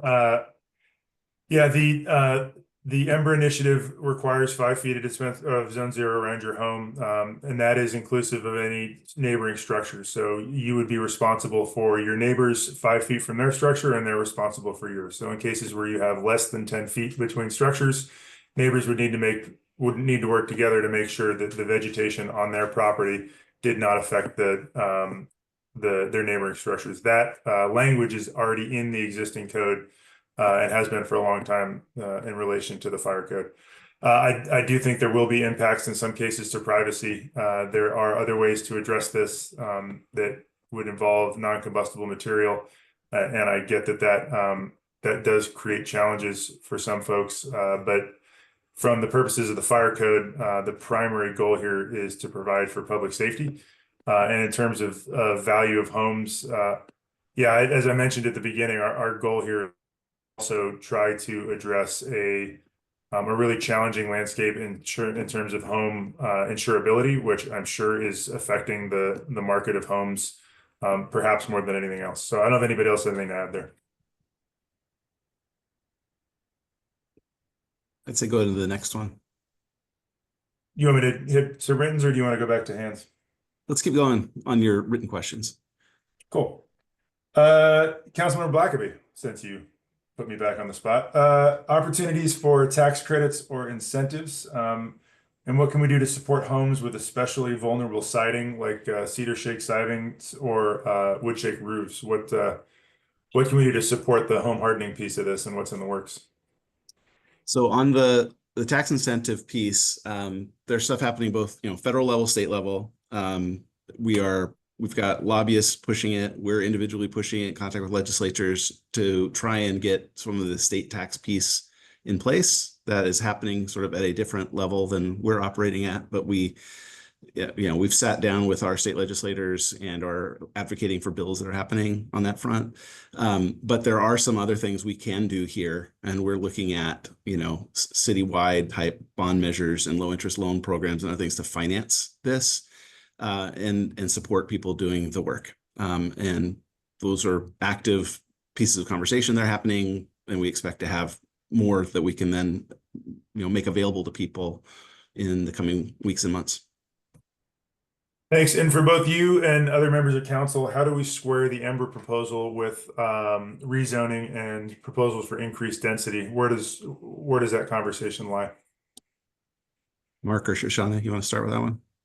If you're talking about middle housing, which is the main proposal for increased density that we're actively discussing, the current middle housing proposal that we're going to be looking at in, what is it now? I guess June. June. July.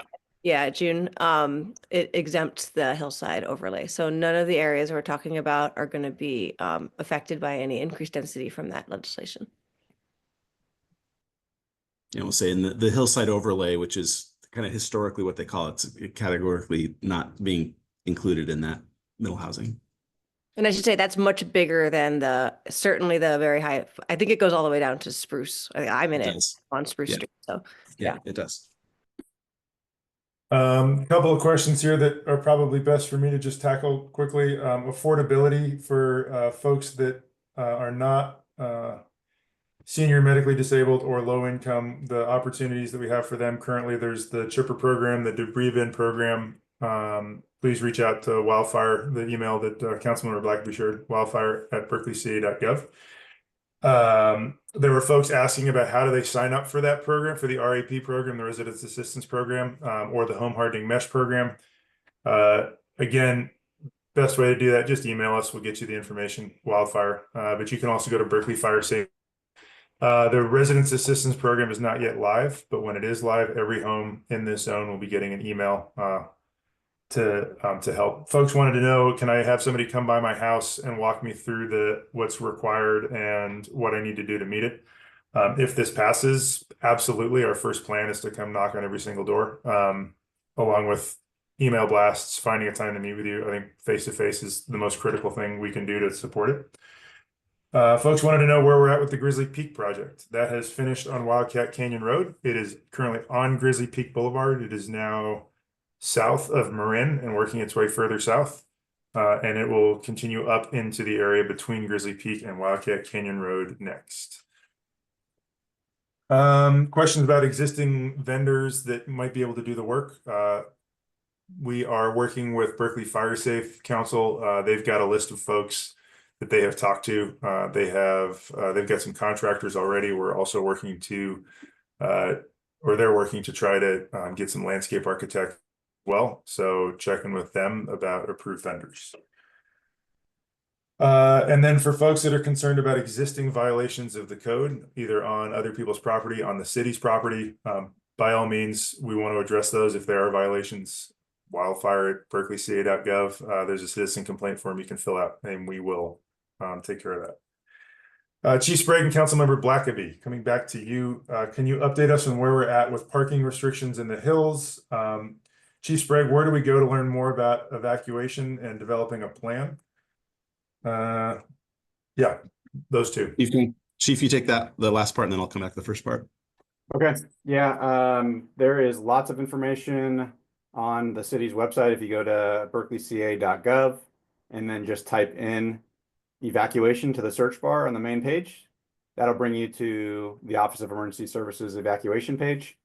Lots of information there, including a guide that walks you and your household through creating a household fire weather evacuation plan.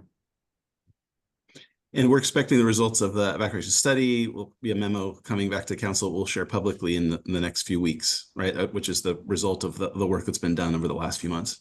Yeah, and just to, for those that aren't aware, about 2 years ago, we started a study that's looking at evacuation from different fire scenarios in the hills, tsunamis, and also response time and how changes we make to the built environment impact both of those things. So it's been a long, exciting process, and we are almost at the finish line. So we'll be sharing all that out very soon. On the parking piece, we already passed an item that we're in the queue with Public Works to sort of add more red curbs in the hills in consultation with police and fire in areas where we need to restrict parking for clearance for fire trucks and emergency vehicles. So that is in the queue for red curbing. They're doing red curbs for daylighting purposes in other parts of the city as well right now, but we're in that mix. And then another part of that item says on red flag days and in extreme high fire weather, increase enforcement and actually tow cars that are illegally parked on those days. I think we are going to have to do more than that. I know Councilmember O'Keefe has been a big proponent of saying, hey, look, that's a good start, but we need to probably just limit parking to one side of the street or the other in certain neighborhoods as well. I think that's the next step of this. But at a minimum, we're seriously. Sorry. Yeah, in fire season. Fire season, yeah. Yeah, but more red curbs and more enforcement on those days. That's already happened in process. Councilmember, one piece to add on that is we know parking is an important consideration, and there's strong opinions on both sides of that. So we've been waiting until we have the results of the evacuation response time study so we can make data-driven recommendations instead of just what we anecdotally think will help during an evacuation. And so, like I said, like the council member said, we'll have that data in just a couple of weeks, and we're excited to bring those proposals forward. I'll say, I know we're at 8 o'clock. I do want to take some more questions. I know because we took a lot of time. I also say, Lori, we can copy and paste all of the written questions that we've received and also publish something after the event to follow up. I think I'd be happy to do that just so people can get those answered. It might take us a few days, but we will work all the way through it. Colin, do you want to do one or two more, and then maybe we'll take one more hand and then we'll wrap up? Yeah, and to your point, Councilmember, I'm also happy to stick around this evening. I want to grab Dr. Quarles, given that he's volunteered his time to be here tonight before we suck him into the evening hours. There's a few questions in here about Dr. Quarles and Chief Winnacker about how if we declare a zone 4 or a higher hazard zone, how will that impact people's insurance? Are we broadcasting that we have a high fire hazard zone? Is it reasonable to presume that by announcing this, insurance companies will latch onto that and charge higher rates or non-renew people? So I think just an excellent data point to pull out is that in the year ending September 30th of 2024, so predating LA, predating some significant shocks to the California insurance industry, the upper portions of those zip codes in the upper portions of Berkeley saw a 680% increase in FAIR Plan participation per the data published by the FAIR Plan, which is a lagging indicator. I don't know, but I think it's a safe assumption that has either continued to rise or at least held steady since that time. The insurance industry and the reinsurance industry use sophisticated cap models that are updated every 3 to 5 years using proprietary information. There's 5 or 6 providers of those. It is possible that creating a Zone 4 designation could be seen by some carrier as indicative of risk, but I would suggest both the FAIR Plan enrollment and the existing cap models, this is an area that has already been very much identified as being a high fire concern, and that steps that are taken to mitigate fire concern are seen as beneficial, not as a negative. That has been an increasing theme as carriers adopt to the CDI Safer from Wildfire framework and the Sustainable Insurance Strategy. They're now required to give discounts for mitigations, some of which are included in the Ember proposal, so that I would argue with whatever degree of certainty anybody can have about the insurance industry, that this is a positive in that it is representing move to reduce the risk and is not causing anyone to suddenly realize for the first time that the Berkeley and Oakland Hills have wildfire risk. And I would say that insurance companies have their own way to evaluate risk. They do their own thing. They all work independently of each other. Right. When the Chapter 7A came out in 2008 with the new hazard maps that FRAP published, there was a statement by the state farm at the time, Chief Dargan, that made it clear that these were hazard maps, not risk maps. Risk evaluation is your thing, insurance industry, and they just do their own thing. So I don't think they rely on hazard maps that the state might publish. I don't doubt they look at them, but they have their own other procedures to evaluate their risk and whether or not to insure. Councilmember, I got one more from where I'm at in the questions, and then I can try to cycle through some more a little bit later. For the folks that are supportive of Ember, thanks. Appreciate the support. Assistant Chief Winnacker, couple of questions here about materials. So what about patio furniture that's combustible? And could you answer why decks are exempt from Ember? And how is that different from a fence? Additionally, what if the deck is non-combustible? Or if I'm looking at new materials, how do I figure out what is non-combustible? Is there non-combustible wood? Where do I go to get that info? So 2 things. Decks, if they are attached, are considered an appurtenance, which is a code term meaning the deck is considered part of the structure. Under existing state law, if you are in a high or very high fire hazard severity zone, you're required to build to the requirements of Chapter 7A of the California Building Code. And there are approved materials for use in a WUI/Chapter 7A approved deck. Those are available on the Building Material Listing Service. I believe under 811 section category 8110. I've posted that in the chat several times. So there is approved decking material under existing state law and existing state systems that, if attached to a deck to the structure, is considered part of the structure, meaning that zone 0 would be required to be cleared around the structure inclusive of the deck. There is not a corresponding rating for Class A or fire resistive fences, meaning that you need to use non-combustive material. The other distinction about a fence is that a deck and a house, zone 0 can be cleared, presumably, around all four sides of the deck and the house.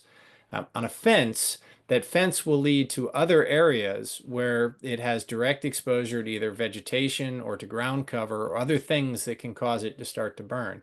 And I'll note that dimensional lumber of certain types is approved as a decking material, not because it can't be made to burn, but that it is highly unlikely to burn from ember attack alone, and that by creating zone 0 around it, the deck is now separated from vegetation in a way a fence is not. So that a fence made of fire resistive yet still combustive material would lead from the house into areas where it would be exposed to either vegetation or ground cover or either other structures that will then form a wick. And there's been a great deal of study, particularly done by NIST following the Camp Fire, showing the manner in which fences brought fire to homes.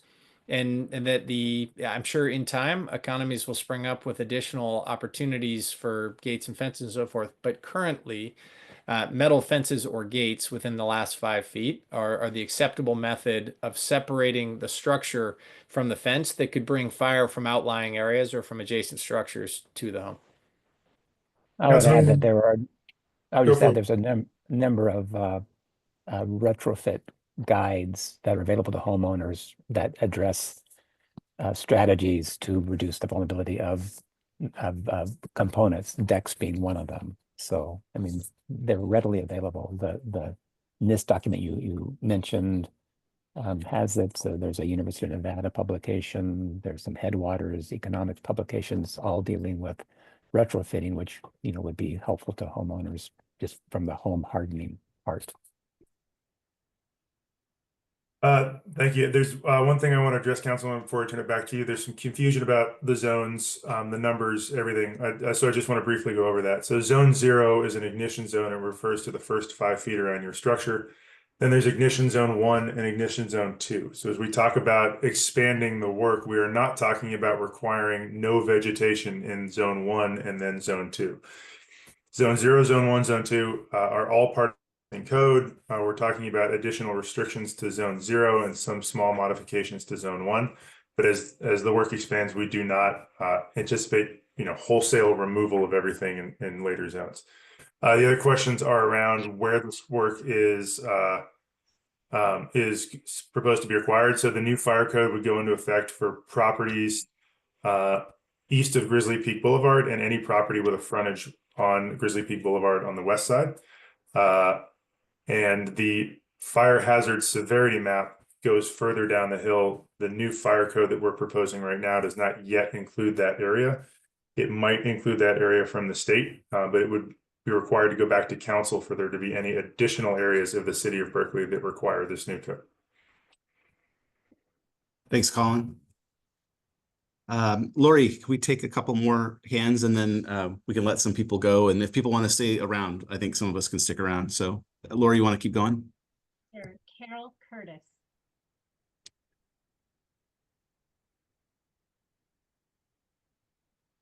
Is it me? Can you hear me? Hi, Carol. Oh, or yeah. No, is it Carol? I'm not Carol. Oh, Carol shared the link with me. Sorry. Oh, sorry. My name is Mark.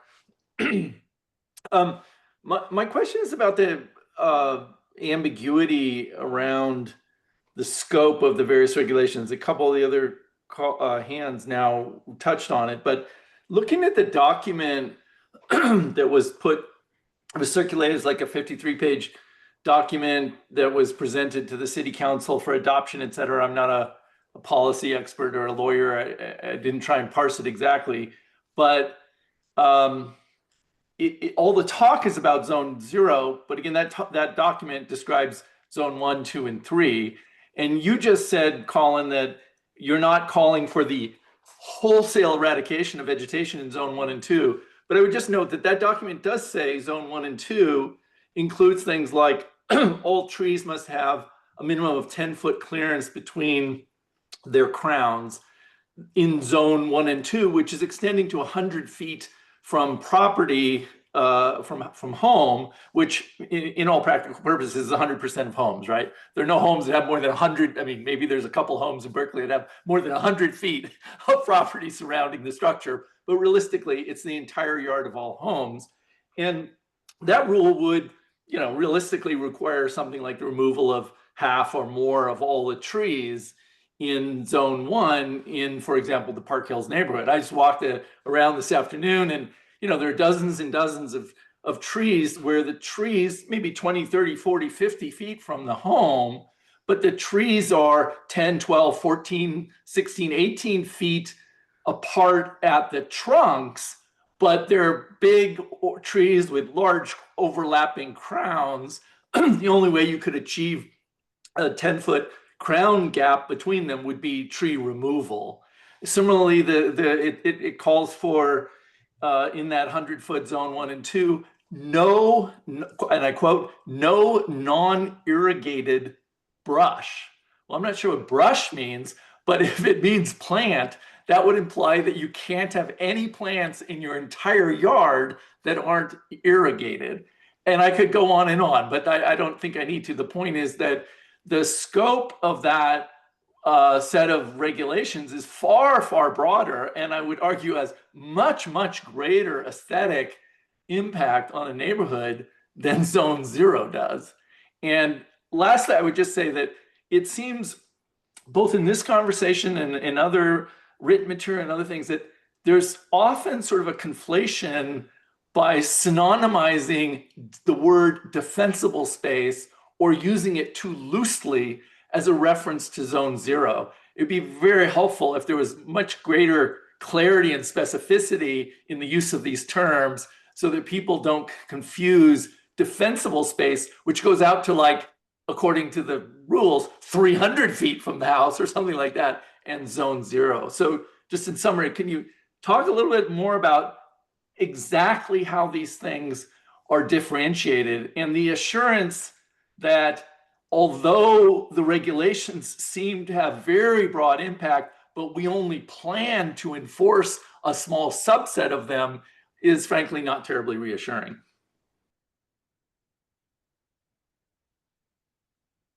Yeah, Chief Winnacker, I would love sort of your help here in breaking down the 100-foot and where that comes from, along with what to do about mature trees in zone 1 and 2 as they're called out in the code.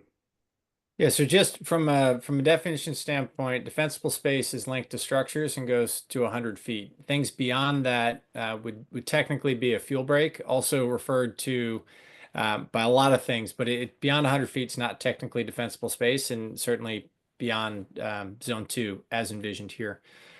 To your point about trees, I would call your attention on page 23 of the ordinance, page 26 of the PDF, where there is the requirement under 3B for zone 2, create horizontal and vertical spacing among shrubs and trees using the fuel separation method, the continuous tree canopy method, or a combination of both, as outlined in the CAL FIRE Defensible Space Guidelines, February 2006. And what that allows with the continuous tree canopy method is that mature tree canopies are allowed to remain without 10 feet of horizontal separation between them if the ladder fuels underneath have been cleared out, so that there is not a means for fire to readily transmit into the crowns of the trees. To the second point about non-irrigated brush, that is in keeping with state laws, state requirements with regard to zone 1 and zone 2, where non-irrigated brush is seen as likely to not only ignite, but to carry fire,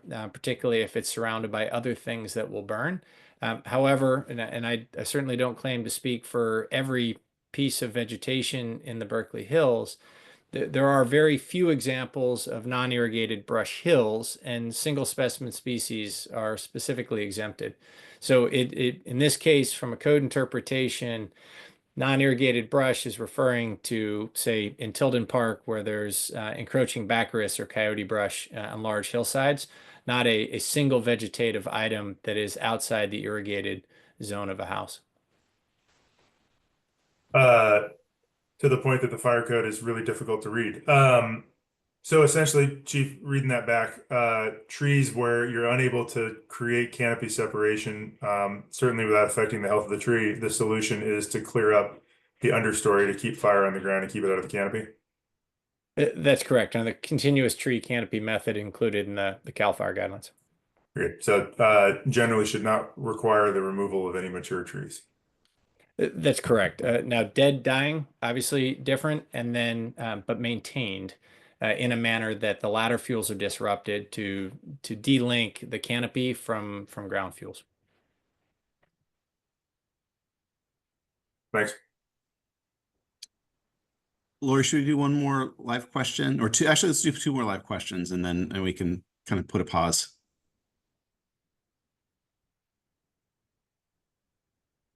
Lori, we got you? I may have to go in a minute, just so you know. I'll stay as No long. problem. Yeah. Hello. It's Vojin. Go ahead. Yes, Vojin.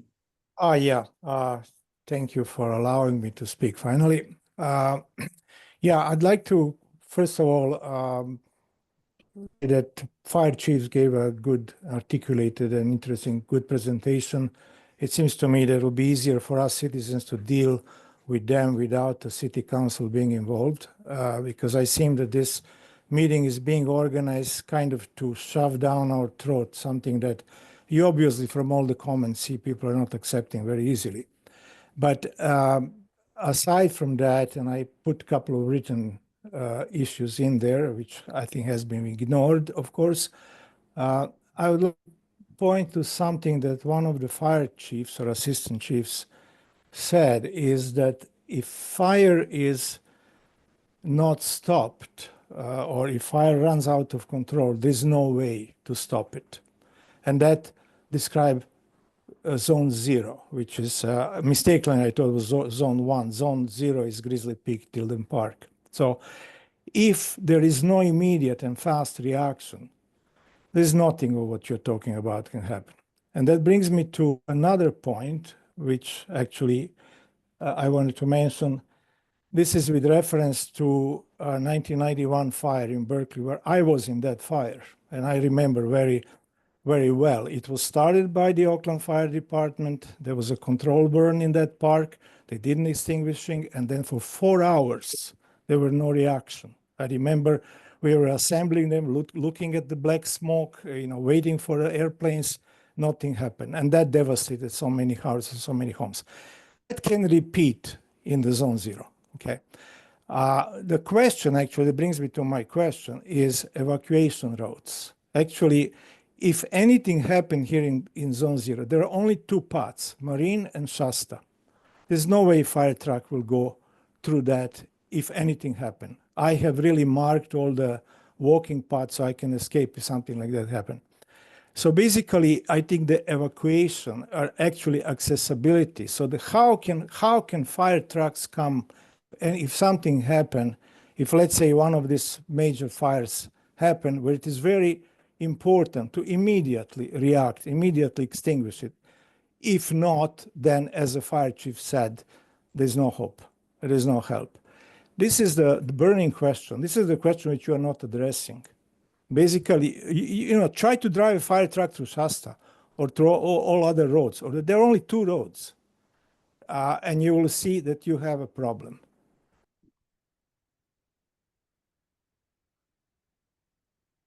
I'll take this. I don't know if anybody else wants to jump in. Absolutely, Berkeley has a real challenge up in the hills with the width of roads and access. It's and our drivers, especially those drivers up there, are quite good at navigating real challenges in those streets. It's one of the main reasons why when we have these extreme fire weather days, it's so important that folks take efforts to not be up there if they don't have to be, simply because with us getting up and them getting down becomes a real challenge.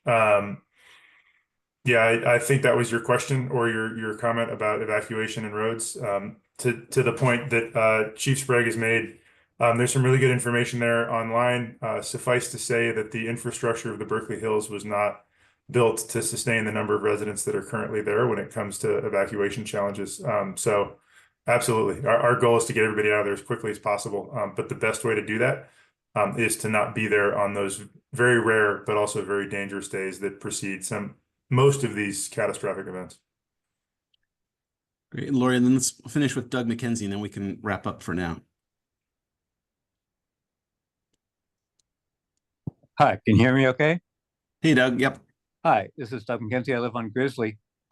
And I'd like to talk just a brief mention about science, which has been invoked quite a bit, but a hallmark of a scientific theory is that if there's a counterexample, it defeats it. And so how can it be the same if you have a wood shingle house with a wood roof and single pane windows versus a stucco house with a metal roof and all the vents have an 1/8-inch screen on it? Seems like those are much different. One's a tinderbox that will blow up and the other one is impossible to burn. How can those have the same requirements for zone 0 vegetation? Thank you.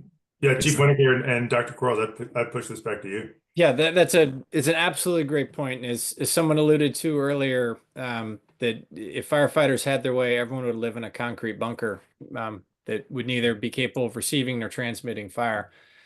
So yes, if you take the two ends of the spectrum, you take say a hut built out of straw on one end and a concrete bunker on the other end, then yes, very different exterior mitigation requirements would be needed.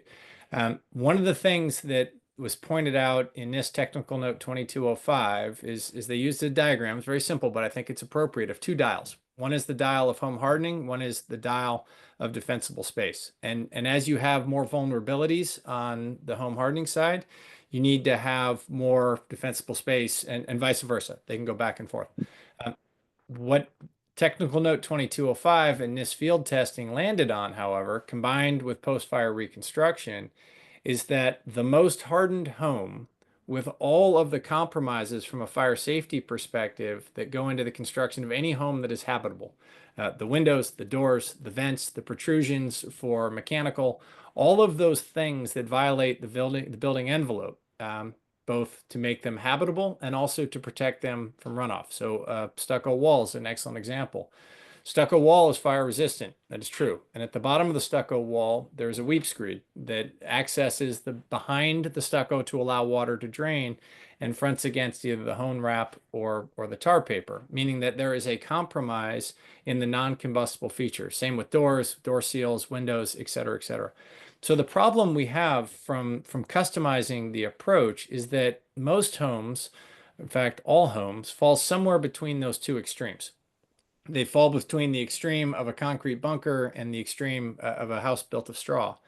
And so therefore, there are a number of things that are compromised, but the bare minimum that the current research and the current best practices and the current recommendations from the fire scientists who study these things is that 5-foot non-combustible or zone 0 is the minimum with regard to risk reduction activities that need to apply to all homes, irregardless of the construction type. Now, that to be said, there are certainly some homes in the Berkeley Hills that are built in a manner that exceeds anything I've described here, for which it is possible that some series of not only materials, but the assembly method is such that they could withstand greater fire. And that's really what the modifications and the alternate means and measures process that's included in the fire code is for.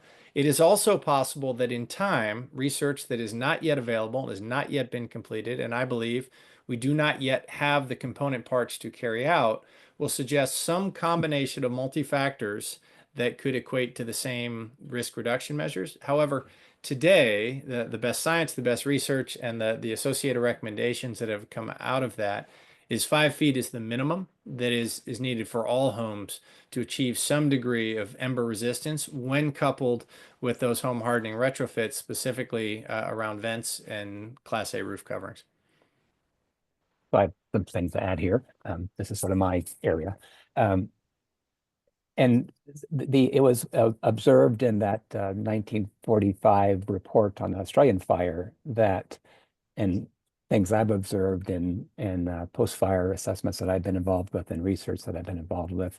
And that is when you're talking about resistance to ember ignitions, it's really not so much material thing. It is how it's a detail thing on how components are put together. And Chief Winnacker made a point about the stucco wall with the weep screen, and that's something that we observed during our post-fire assessment in the Waldo Canyon fire, the Colorado Springs one in 2012.